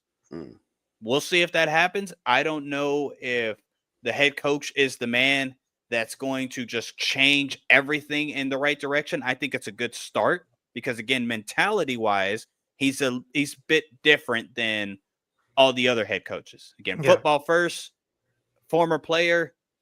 I think that's a positive for the players at least. And again, the trajectory for their future. Now, one of the big negatives that I don't understand why they did. Well, the owner sucks. That's why the Jets suck. But I'll leave the owner out of it. P.S. Yes, Jets owner, Woody, whatever, sucks. So, but one of the things they did in the offseason that I just don't understand, their new defensive coordinator, sure, Aaron Glenn's going to be the head coach, but again, I don't think he's going to be calling all the plays. You bring over Steve Wilks. Now, Steve Wilks, scapegoat. One, he did, yes, but also historically, other than when he was interim head coach, his defenses aren't that freaking good. Okay, they're not that good. He's not the best play caller for a defense. Just depends on the personnel. Now, I will give him the benefit of the doubt with when he's had good linebacking play, the defense has been good. He's been defensive coordinator with the guys of Luke Kuechly, Shaq Thompson when he was in his prime. The only thing is, I don't think Quincy Williams or Sherwood is Luke Kuechly. So we'll see about that. Another one, I mentioned it a little bit earlier, letting DJ Reed walk and bringing over Stevens. I'm just going to go over some quick stats real quick. Completion percentage allowed. I'm going to go over DJ Reed. This is what you let go. And again, a lot of teams weren't targeting Sauce. They were targeting DJ Reed. So put that in perspective. He completion percentage allowed when targeting DJ Reed, 58%. That's pretty better than average. I'll say that. As far as touchdowns allowed, 2. Passer rating allowed, 79.3. And key stops in as far as a game. A key stop can be a batted down pass, could be whatever the case may be. 13 total, if you can remember any of those. Brandon Stevens playing 200 more snaps. Put it in perspective. Completion percentage, 68. Touchdowns allowed, 5. Which, whatever. Passer rating allowed, 110.3. If your quarterback has a passer rating of 110.3, that's a pretty good passer rating. It's a pretty good. He's doing a pretty good job out there. And as far as key stops, 11. Again, 200 more snaps, 11 stops versus DJ Reed's 13 key stops. So I just think you replace a guy in DJ Reed. Yes, he's not a number 1 corner. You didn't need that. You got Sauce, but he was a very good complement to Sauce Gardner, and you bring over a guy that has coverage issues. Anytime that the Ravens were getting sliced and diced, guess where they were going? His way. Marlon Humphrey got a couple, but Marlon Humphrey would get interceptions. They stopped going his way. They go Brandon Stevens' way. So I don't understand that move. I don't see the positive outlook because I'll look into, okay, maybe this is what he does well. He's good against the run. So since they weren't that great against the run, okay, your secondary has a good run stopper. That's great, but I don't think it's conducive to what you're going to be trying to achieve as far as overall defensively. So I just wanted to put that out there because I think that's a huge negative that can bite them in the behind. And yeah, I just got to put it out there. Now, when it comes to the Jets, again, we all agree they got better. Again, I think we all agree. I love the trajectory of where they're going with their team versus what they have in years past. I think last year they finished 5-12. I think this upcoming season, the Jets will finish 6-11. Give them an extra game. Now, seniority. Joe, Cody, go for it. So I'm going to give them a whopping 4-13. Justin Fields is your quarterback. You already know how that's going to happen. I feel like they're going to start off, in my opinion, 3, 4, 5, 6, 7, 8. They're going to start off like 0-7. But that's just not realistic, Joe. Woo! Where's the lighter? Somebody. Well, don't get me wrong. I got them starting 0-5, so I'll give you that. 0-7 is crazy, dude. Their bye weeks by 9, so they'll go into the bye week. That would be hilarious. We'll see. I think the latter half. So I could see where you're going with it. I don't know about 4 wins, but I think the latter half of their schedule is a bit easier. Yeah, at the end they could get their win on Dallas. Justin. So like Joe said, and he made a valid point, and it wasn't just that year. Justin Fields struggles against Dallas. It was just a joke. It was completely. He's probably going to crumble against Dallas. At the end of the season, though, I do have them like 3-2, so that's like their best stretch of the season, where they win like 3 in a row. They'll love that. They'll love that. Jesus, what? Okay, Cody, what you think? I have to split y'all and go with the repeat of 5-12. Okay. Originally, I had them 5-12, but then I was like going back and forth with the first game, Pittsburgh, with Aaron Rodgers coming back to into the Meadowlands and seeing how that's going to happen. And I just think I wanted to give them a win, but I was like, no, I feel like Aaron Rodgers is gonna turn back the clock that week, and he's gonna just shred them, and everybody's gonna be like, "Where was this one when you were in a green That's gonna be jersey?" funny. That is, yeah, I could see that happening as well. But okay, Jets. We're at odds, but we all think they'll have a losing record. Joe's a little bit more disrespectful. We'll see if he's right. He could be right, and I hope he's right because guess what? Jets actually kind of suck. Yeah, because they're over under 5.5. So 2 out Five of and a 3 half. of us, yeah, Okay. 2 out All of right. 3 of us went Yeah. under. Mm-hmm. So I said over. Okay, that's fair. I'm not mad at that. I think as long as they go, if Cody's right, but it's much more competitive, or even if I'm right, and it's much more competitive games when they lose those games, it'll be okay. Improvement. Yeah, Right. improvement. But As long as in my it's competitive. But what if they're like really competitive games? They still finish 5-12. Do you try to let Justin Fields have another season, or you try to get a top quarterback in next year's draft? And like, I bro, think like, it's context, man. If Justin Right. Fields goes out there and has his best year, and it's not because of him, and let's say again they can't stop the run, and that's the Achilles heel, or Garrett Wilson only plays 10 games, and that's the Achilles heel. It's context dependent. If it's on him because it's not enough, yes. But I mean, but if Garrett Wilson keeps getting bogus bullshit, touchdown calls and stuff, they should be fine.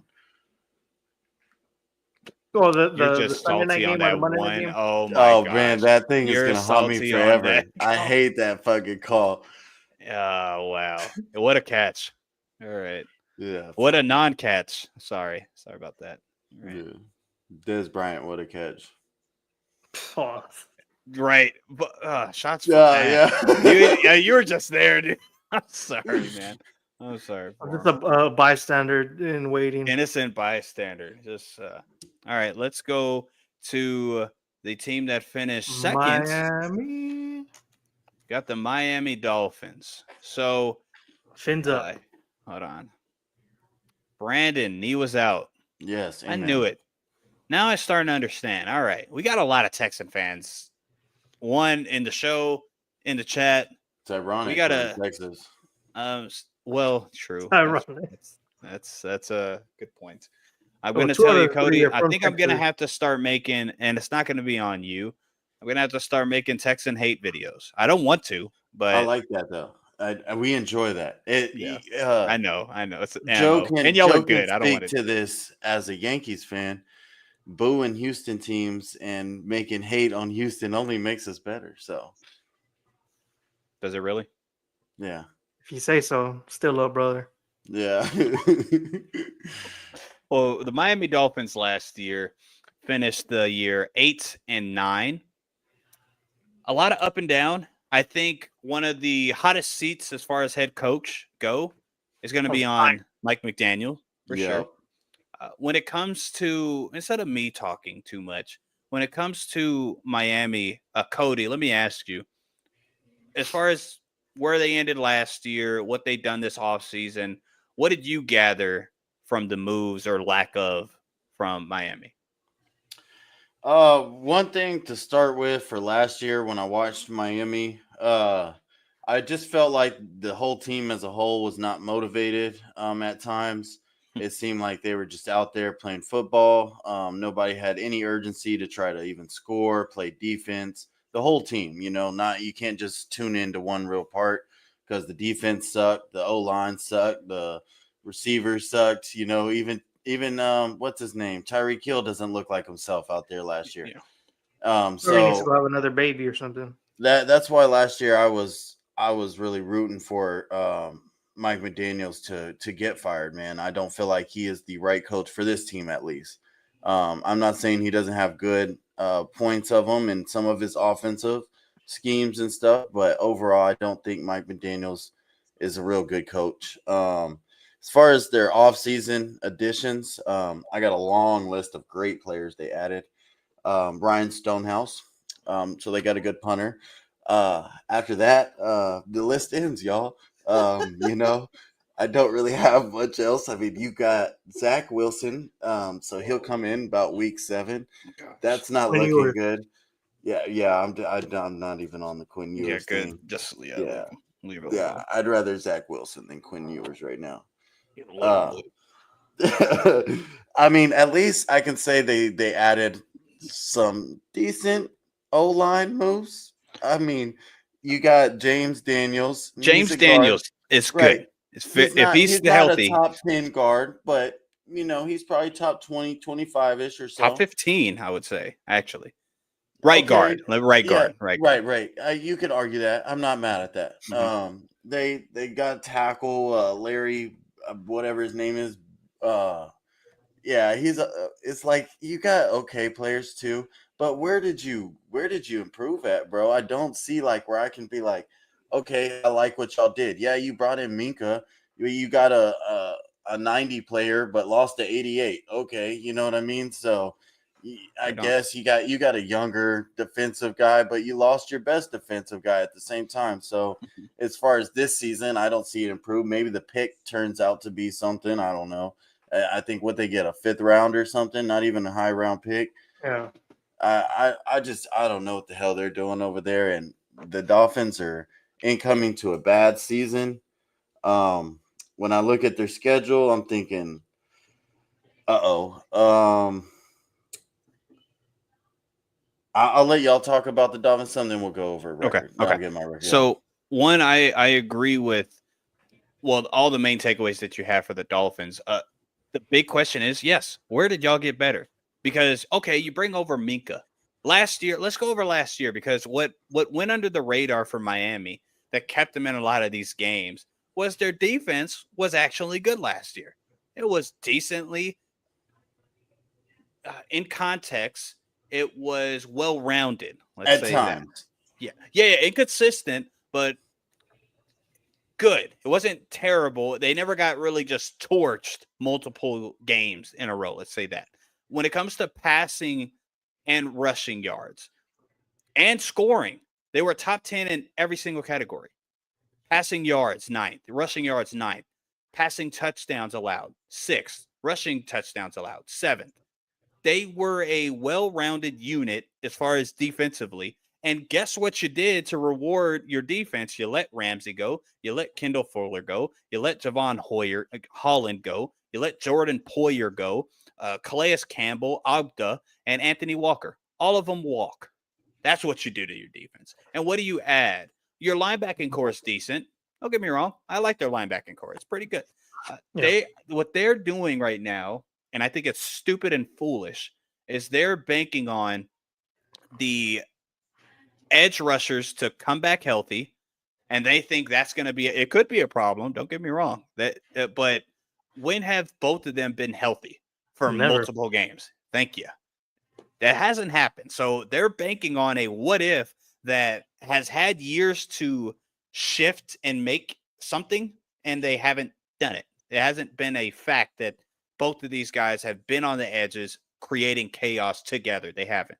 I don't know. Their secondary is so limited, and I think it will get torched this year because I like Kader Kohu. He played well last year, but he's not the top corner. He's not a guy that you can put the number 1 receiver on, and you're going to be having to go against Garrett Wilson. Let's say Stephon Diggs does come back to 75%. You got to go up against him twice a year. With Buffalo, you'll probably be okay. But you still got to go against Josh Allen, so you don't know what the heck Josh Allen's going to do. Your safety room went, again, like Cody said, you bring over Minka, but what about the other? And all the other corners are less than 3rd or 4th options on any other competent secondary unit. So I just don't get what they're doing or why they're doing it. Real quick, Brandon put, I do too, dude. Patrick Paul is a good talent, but I just don't think that's going to help them win games, especially their issue last year and years prior. Oh, the Dolphins are good, not last year, but years prior, but they can't beat good teams. That's always been the narrative. How are they going to be good teams now? I don't understand. Don't get me wrong. I will say this. Yes, Cody, I agree. And I second what you say on they didn't get better. I don't know where they got better. They didn't get better. But what will make them better, and this is a big what if Tua stays healthy. Tua gets a lot of heat, which I But get. what evidence has led you to believe that will happen? There's Yeah, none. I agree. There's none. I'm just what I'm going.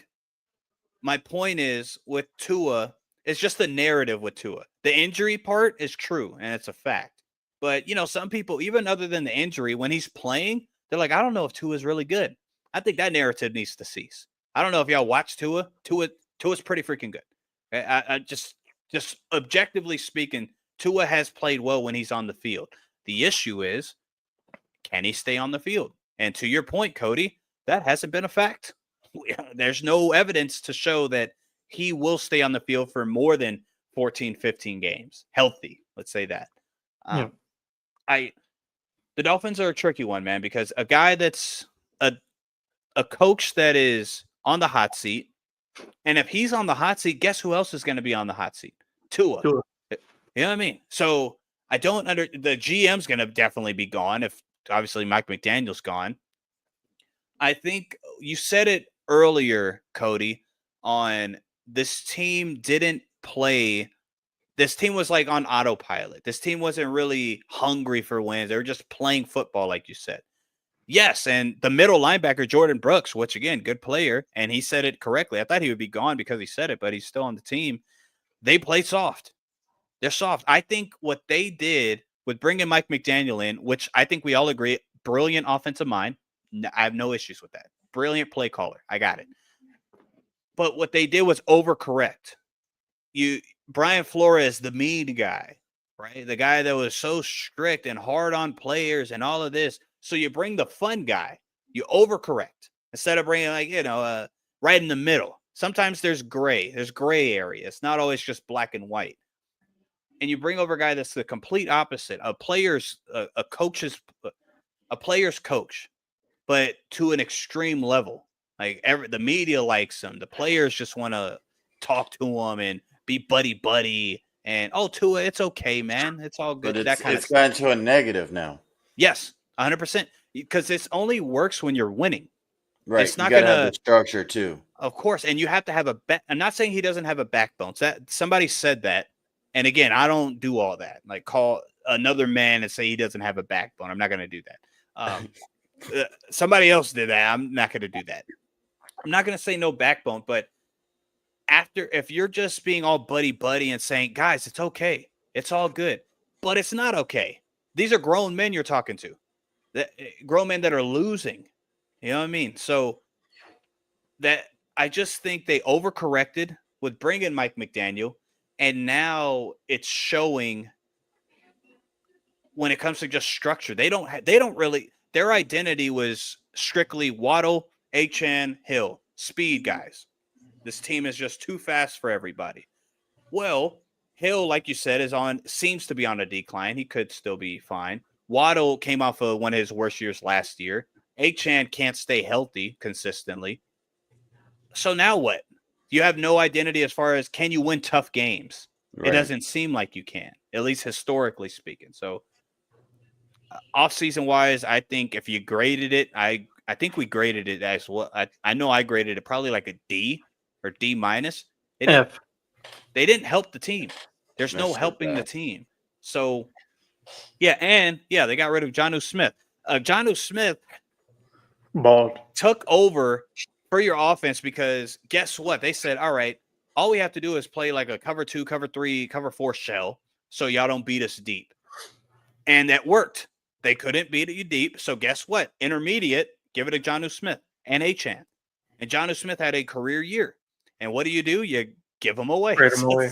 The Pittsburgh Steelers. So I don't understand really what they did this offseason, especially because of how hot that seat is. Yeah. And the need to win. So I just don't understand. Joe, you want to add anything before we go into predictions? Hold on, before you go real quick. AFC least. Well, when it comes to Super Bowl wins, we got the South beat. So, Cody, you had to take the straight because that's your guy. That's your boy. I agree with your Tua take. If he stays healthy, he can make them a playoff team, no doubt. I agree. Again, Tua gets hate for not being on the field. That's fair. But when I hear hate on his play, I don't think people are watching. I don't think Tua's fine. When he's healthy, he's a fine quarterback. I'm not saying he could make a Jalen Hurts. He's a starter and an up-end starter. He's not a guy that's going to take over playoff games because he hasn't showed that. But if the weather's nice, hey, man, he's going to torch you 300, 400 But also, yards. I also like when people start getting on the Tua high horse, and because I did that too at one point. I was like, damn, Tua is actually all right. But then you have to remember how he was before Tyreek Hill and them were there. Tua was pretty bad. So I do want to see Tua post Tyreek Hill era, and hopefully he improves. That's true. Well, you're right when it comes to Tyreek being on the team, but when Tyreek would get hurt, Tua still would ball. But I get you. Recently, I get you. yeah. I get you though. Hill's the only receiver to have 1,700 in multiple seasons. Who is his QB? That's his Tua take. Forgot to mention Dolphins fall apart after bringing in Bobby Slowick. Oh man, I forgot about that shit. Yeah, and I forgot. This is the plus. Guess who's the new tight end? Oh, Darren Waller. Yep. That might be the kicker to get this team all the way to the AFC Championship. Yes. Is he more likely to get 1,000 yards receiving or a platinum album? Neither. 1,000 yards receiving. I don't think he'll get either, but he's not getting a platinum record. I guarantee it. It's just the team was so bad that their best offensive lineman said, you know what? Screw this. I'm retiring. Terry Armstead retired this past offseason. And if I was Tua, I would be like knocking on his door, like, please, bro, do not retire. I need somebody to remotely try to protect me.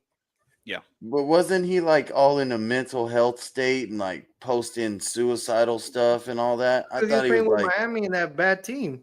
No, I'm talking about Darren Waller. Darren Waller. Yeah. Oh, yeah. Waller. So, again, I think we spoke on it last show. He said, and it's on, y'all can watch it. He said, I will only come back to play for you. And he was talking to John Gruden or Frank Smith. The new offensive coordinator for Miami is Frank Smith. Yeah. So they're the only guys that can really get to him. So I'm assuming that's why. That's why I think it's a fucking nutcase, bro. Well, definitely. I don't disagree there. Yeah, but that's why, Kelsey Plum did a number on him, I guess. If you put that question like, okay, 1,000 yards or platinum, well, one, we heard his music, all right? 1,000 yards isn't so don't get me wrong, it's a huge jump, but he could do it still. It's 1,000 yards. You couldn't even get a girl that remotely looked like Kelsey Plum, his ex-wife. Oh my goodness. What does that have to do?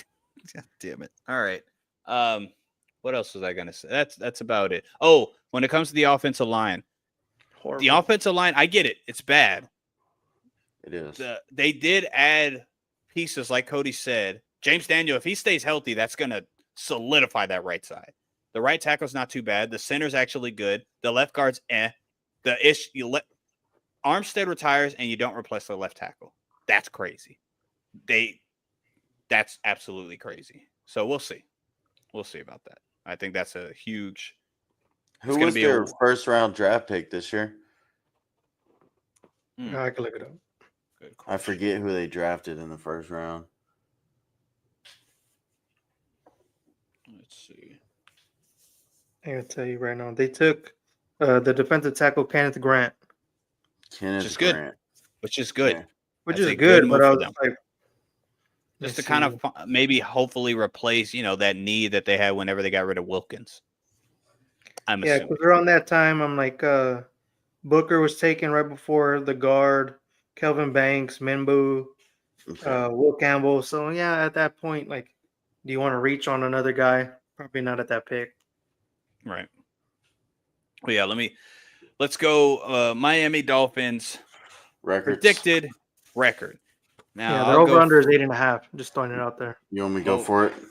Their over-under is 8.5. Holy shit. I'm spamming the under, and Yes, I think you should. I Go ahead. I got the Dolphins going, the worst team in the division at 4-13. Ooh. All right. Well, okay. I Okay. mean, like we said, they didn't get no better. If anything, they got worse. Right, but even with that, they won 8 games with a Yeah. very We got like, worse. they did get Right. worse. So I'll agree with that. But I'll say the Miami Dolphins for 2025-2026, I believe they will go 7-10. 7. Okay. So Initially, you're saying over, like they need to do it over under how many games Tua is going to play this year. yeah, that's pretty funny. That's kind of mean though. And I'm also basing my prediction off the continued basis that Tua won't stay healthy. Right. That's where I could understand. I think if you look at one, that's true. And that's a big, huge thing. If you look at the positives, yes, Phillips and Chubb have not played together. But let's say I would know it's projecting. If they do, this pass rush is going to be a problem. Yeah. They have a pretty hard schedule. Not like super easy. They do play a good few teams. They play the Bucks, Bengals, Steelers, Bills, of course, Tampa, Ravens, Washington, Buffalo, Baltimore. yeah, right. Well, Chargers. let's go over it after Joe gives us his prediction because I got a hot take for their thing. Yeah, with the Miami Dolphins, I have them finishing 4-13. Mike McDaniels will be fired mid-season, Should be. and Tua will be benched/hurt by the middle of the season as well. I can definitely see that. The mascot, what's up, buddy? You can't hear you. He's gonna get him to. He's gonna get him to do the prediction. What? 2 Dolphins. What? 15. How many games? 16-0. Dolphins. See, look, you said Dolphin. He's like, yeah. we're the Dolphins. No, like, where are we going to the aquarium? Yeah, see, it's SeaWorld right now. I want to go SeaWorld, Dad. I'll say the reason why I have them going 7-10. This is not a hot take, but this will be funny if it plays out. So I have them again. Miami healthy. If your defense isn't just stout, you better score 35, 40 points because that offense, people forget. All right, this offense was a problem when healthy, and it still will be a problem as healthy. Because again, Mike McDaniel's on the hot seat, and I think he's going to play call that way as well. And I think the positive for him, especially offensively, a lot of those guys love Mike McDaniel. They're going to play for him as long as they can, of course. So looking at the schedule, I have them starting 1, 2, 3, 4, 5, 5-0. I think they're going to start hot. They're going to lose against the Chargers, beat Cleveland and Atlanta, and lose the rest of their games, and Mike McDaniel's going to get fired. I think they're going to start basically, they're going to win 7 games out of 8. Every headline is going to say the Dolphins finally got it together. And then off a cliff. Baltimore, Buffalo, Washington, New Orleans is going to beat them. Jets, Pittsburgh, Cincinnati, Tampa Bay, and us. They're going to beat them. I don't know how close the games, none, but I think they're going to start off hotter than any AFC East team, and they're going to completely fall flat on their face. That's just my prediction. 4 wins. If Tua gets hurt the first 3 games, sure, but I don't think he will. It's going to be a crazy season for the Dolphins. I just think, me personally, Miami, they need a no-nonsense type of coach, and McDaniels is just not that kind of guy. I'm like, because you have that nightlife. I mentioned it before. You have guys who probably don't want to play too hard on the field because they want to go party out on South Beach. You know, in my opinion, I feel like you need a no-nonsense type of guy in there, Miami, and I just think until they get that kind of guy in there, it's going to continue to be how it is, where guys are saying we're soft and not playing hard and such. Mm-hmm. Right. I like Milton's angle. If Mike McDaniels was that kind of coach for that, they could come in hot if he was on the hot seat, if he was a no nonsense, but he gonna come in joking. He think his job's a joke. You know what I mean? That's And where if I don't. if he comes in like that, I don't see him playing with that urgency still. I feel Well, like he should have already felt like that last year. Yeah, so even if he did, which I'm not saying, I don't know. With Tua being hurt, there's not much you can do. Yeah. There's not much you could will all you want. You don't have Tua. Who is it? Thompson, Skylar Thompson? Damn, No, it was so bad. Huntley. Huntley was absolutely Oh yeah, terrible. They thought that was good. They thought that was a good move. It was a very bad move. So, yeah. Well, again, that's where I think Mike McDaniel's offense isn't just so easy to get. That's where I give Tua a lot of credit because Tua grabbed it and just he's the guy that can run it. Not everybody can run a Mike McDaniel kind of offense. Real quick, yeah, I don't see more than 4 or 5 wins looking at the Dolphins' schedule. For Brandon, again, I don't disagree with y'all. Like 4 or 5, 6 wins, I don't disagree. It's just I have a feeling that looking at the beginning of the schedule, defensively, all these teams could get torched by Jalen Waddle, Tyreek Hill, and company. That's my only thing. I got you, Cody. All we got now is The reigning, defending division winners. I hate it. They still suck. I'm just kidding. The reigning defending guys that just can't. They win the division, sure, but I mean, They what just can't else get are they past the doing? Chiefs, like half of the other league. Yeah, it's true. That's a good point. The Buffalo Bills. Joe, when it comes to Buffalo, they finally their biggest thing, not even their biggest thing, the only thing that they have to do to meet expectations is get to a Super Bowl. I'm not even saying win. I think that should be obviously that's the goal, but they need to get to the Super Bowl. Or what'll also probably be a win, depending on when it happens, if they play the Chiefs and it's in the divisional round, right? And they beat the Chiefs, but lose the AFC Championship game. One, that'll suck, but at least you beat the Chiefs. Joe, tell me as far as, from last year to the offseason, everything of the sort, what did you gather from the Bills' moves? So they improved immensely in a way. Also, they extended some of the top guys: Khalil Shakir, Terrell Bernard, Gregory Russo, and they also brought in Shaq Thompson.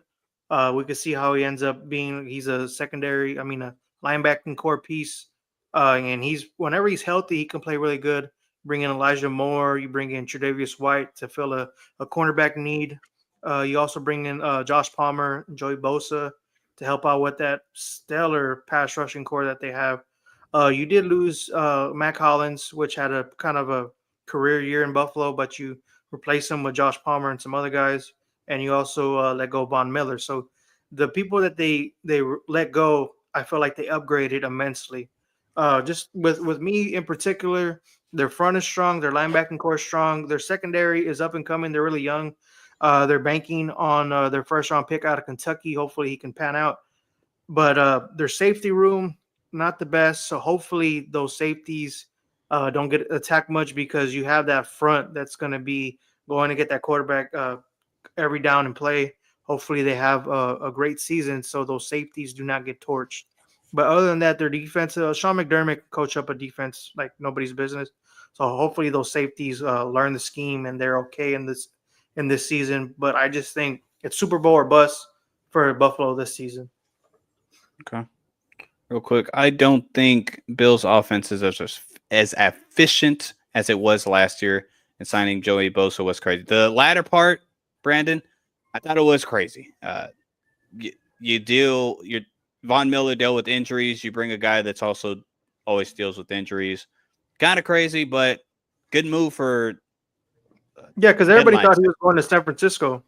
Right. I think that would have been so much smarter for Bosa. But yeah. When it comes to Brandon, if you could elaborate, you don't think Bill's offense will be as efficient as it was last year? Just like Joe said, as far as the additions, I mean, I think their wide receiver room got better. It's deep. Like it's probably one of the deepest It in the is league. deep. Like, Yeah. Yeah. like Uh, you got Shakir, Pause. you got Josh Palmer, you got Laviska Shenault, Elijah Moore. Like those are four guys. Don't get me wrong, they're not like top end guys. Khalil Shakir maybe not even be a top 20 wide receiver, but you have a lot of guys with on that line that can, but Josh Allen, they're gonna be looked at better than most guys. Like if he's not with Josh Allen. Of course. And then one of the things that was a issue for the Bills offense, one, yes, the wide receiver room wasn't deep enough and all of that. That's true. Again, that got fixed. Of course, Yeah. they didn't bring any stars or anything like that, but another one of the other issues was the deep ball threat. Who's your deep ball threat? They wanted Keon Coleman to be that. Obviously, he can become one. It was his first year. It's fine. But you bring over Josh Palmer, which he is a good deep threat. He's a big body. He's a good red zone presence. And then Elijah Moore's played well for whatever they asked him to do. And yes, you say Khalil Shakir is not a top 20, top 25 wide receiver. Last year, he played pretty well. He was Josh Allen's go-to guy. If Dalton Kincaid, which everybody seems to love, can move in the better direction, because we also got to remember, and this is a big what if and all that, I got it. In the Chiefs and Buffalo Bills game, I know you fellas watched it, when all marbles were on the table and Josh Allen just threw a nice one, it hit Kincaid in the hands. We got to just forget, it's a lucky, whatever. There's a lot of lucky throws that people make.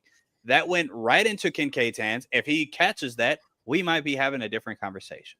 Big what if, I understand. But they're that close to a Super Bowl. Like every time that they lose to yes, it's the Chiefs, but there's always something going on. It could be either controversy or it could just be like a misplay or this play went, whatever the case may be. It's not like they get blown out or anything of the sort. And Josh Allen, you know how that thing that's out there that, oh man, well, Jalen Hurts outplayed Patrick Mahomes. The other guys can't. Josh Allen does outperform Patrick Mahomes a lot of the times. His team just loses. So you have to put all of that in perspective. And as much as I hate it, the Bills, everything that they did with the roster and the draft, yeah, they're better. And that's kind of a scary thing because last year, that was the year that everybody thought they might fall off or they're rebuilding a little bit because of the lack of moves that they made. And again, they made it as far as they did. So we'll see. One more thing. Yeah, I think in order for Josh Allen to get over that hump, they're gonna have to win the AFC Championship without him being the reason. If you get what I'm saying, they need someone else to step up and be the surprise, the X factor that Josh is always trying to do. It's almost like the Russell Westbrook effect. How Russell Westbrook would do everything, bro. He would have his stats crazy, right? He would rebound, most assists, most score, everything, but his team would still end up losing. So I think it's kind of the same effect. Josh Allen, he does so much of everything, but when it comes to the playoffs, all you have to do is make sure you beat Josh Allen. You don't have to beat the Bills. You see what I mean? Yeah, and so it has to be somebody to step up, and they need to figure out who that is and what direction that is for that time. Right, I feel like that's James Cook for them. I think after last season. I thought so. Yeah, I'm like last season, man, the way he performed this upcoming season is his contract year. So hopefully he continues to play on a stellar performance that he did last year. So if he continues that, that's going to help Josh Allen because I remember a lot of people last season were like questioning Josh Allen. How's he going to do with this offense? And I was like one of the key guys I remember last season. I'm like, James Cook, man. James Cook's a guy, if you feed him, he's going to do wonders for you. And he did. And hopefully he continues again. I know he's going through a contract dispute, but luckily he's showing up to OTAs and stuff, and he's showing up to work. He's a lunch pail type of guy. So I'm glad about that. I'm glad Josh Allen has him next to him to like kind of go in the trenches. So hopefully, they continue to battle and hopefully they make it to a Super Bowl possibly this upcoming season. Yeah. I do like this point. From Brandon, Ravens and Bills both managed to lower their turnovers and improve their efficiency by a lot last year. I just think that's hard to meet those results consistently. That is true. Both wise. That is true. I think with both of them, however, Now, don't get me wrong. Other than Lamar, because Lamar, was it 4 interceptions? Yeah.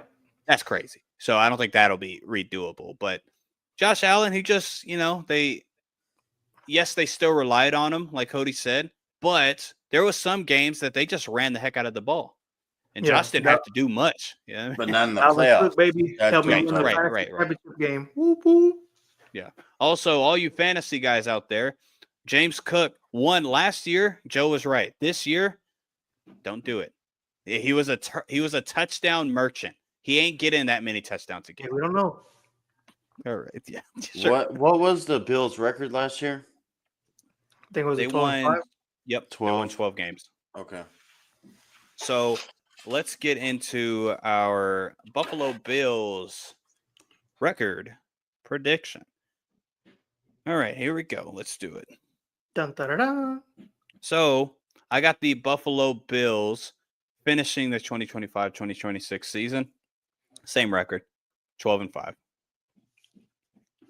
Okay, so the sports man's Buffalo Bills. Nobody circles the wagon like the Buffalo Bills and the Fighting Josh Allens. I'm gonna have them finish off at a whopping 13-4. They're gonna improve one game this upcoming season. I feel like they're gonna be the number 1 seed this upcoming season for the AFC.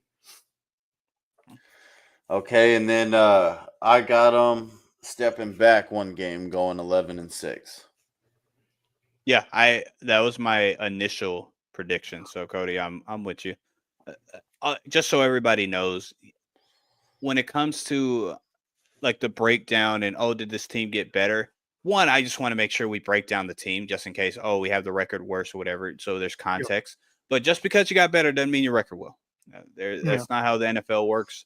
Or just because your record got worse don't mean you didn't get better. Yeah, well, the same. Okay, Cody. Yeah. Yes. Yes. I'm gonna tell you this though. I do have them losing the first game, but then they go on a 6-game winning streak. I think they're gonna have a 4-game losing streak though in the middle of the season, from the Buccaneers to the Bengals, and then after that they're gonna refocus and take off, and they make the AFC Championship again. We'll I don't have them losing back-to-back games at all this season.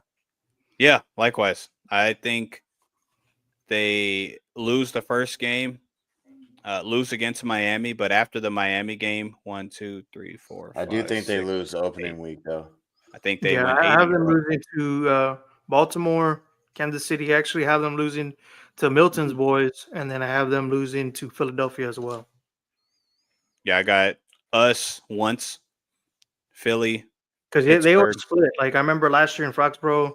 We always split, dude. It's when we really suck, we beat them sometimes. And I was pissed. I remember I bet lunch with one of my buddies. I was like, Buffalo's gonna roll them, and then we're over there somewhere watching the game. I'm like, what the hell's going on?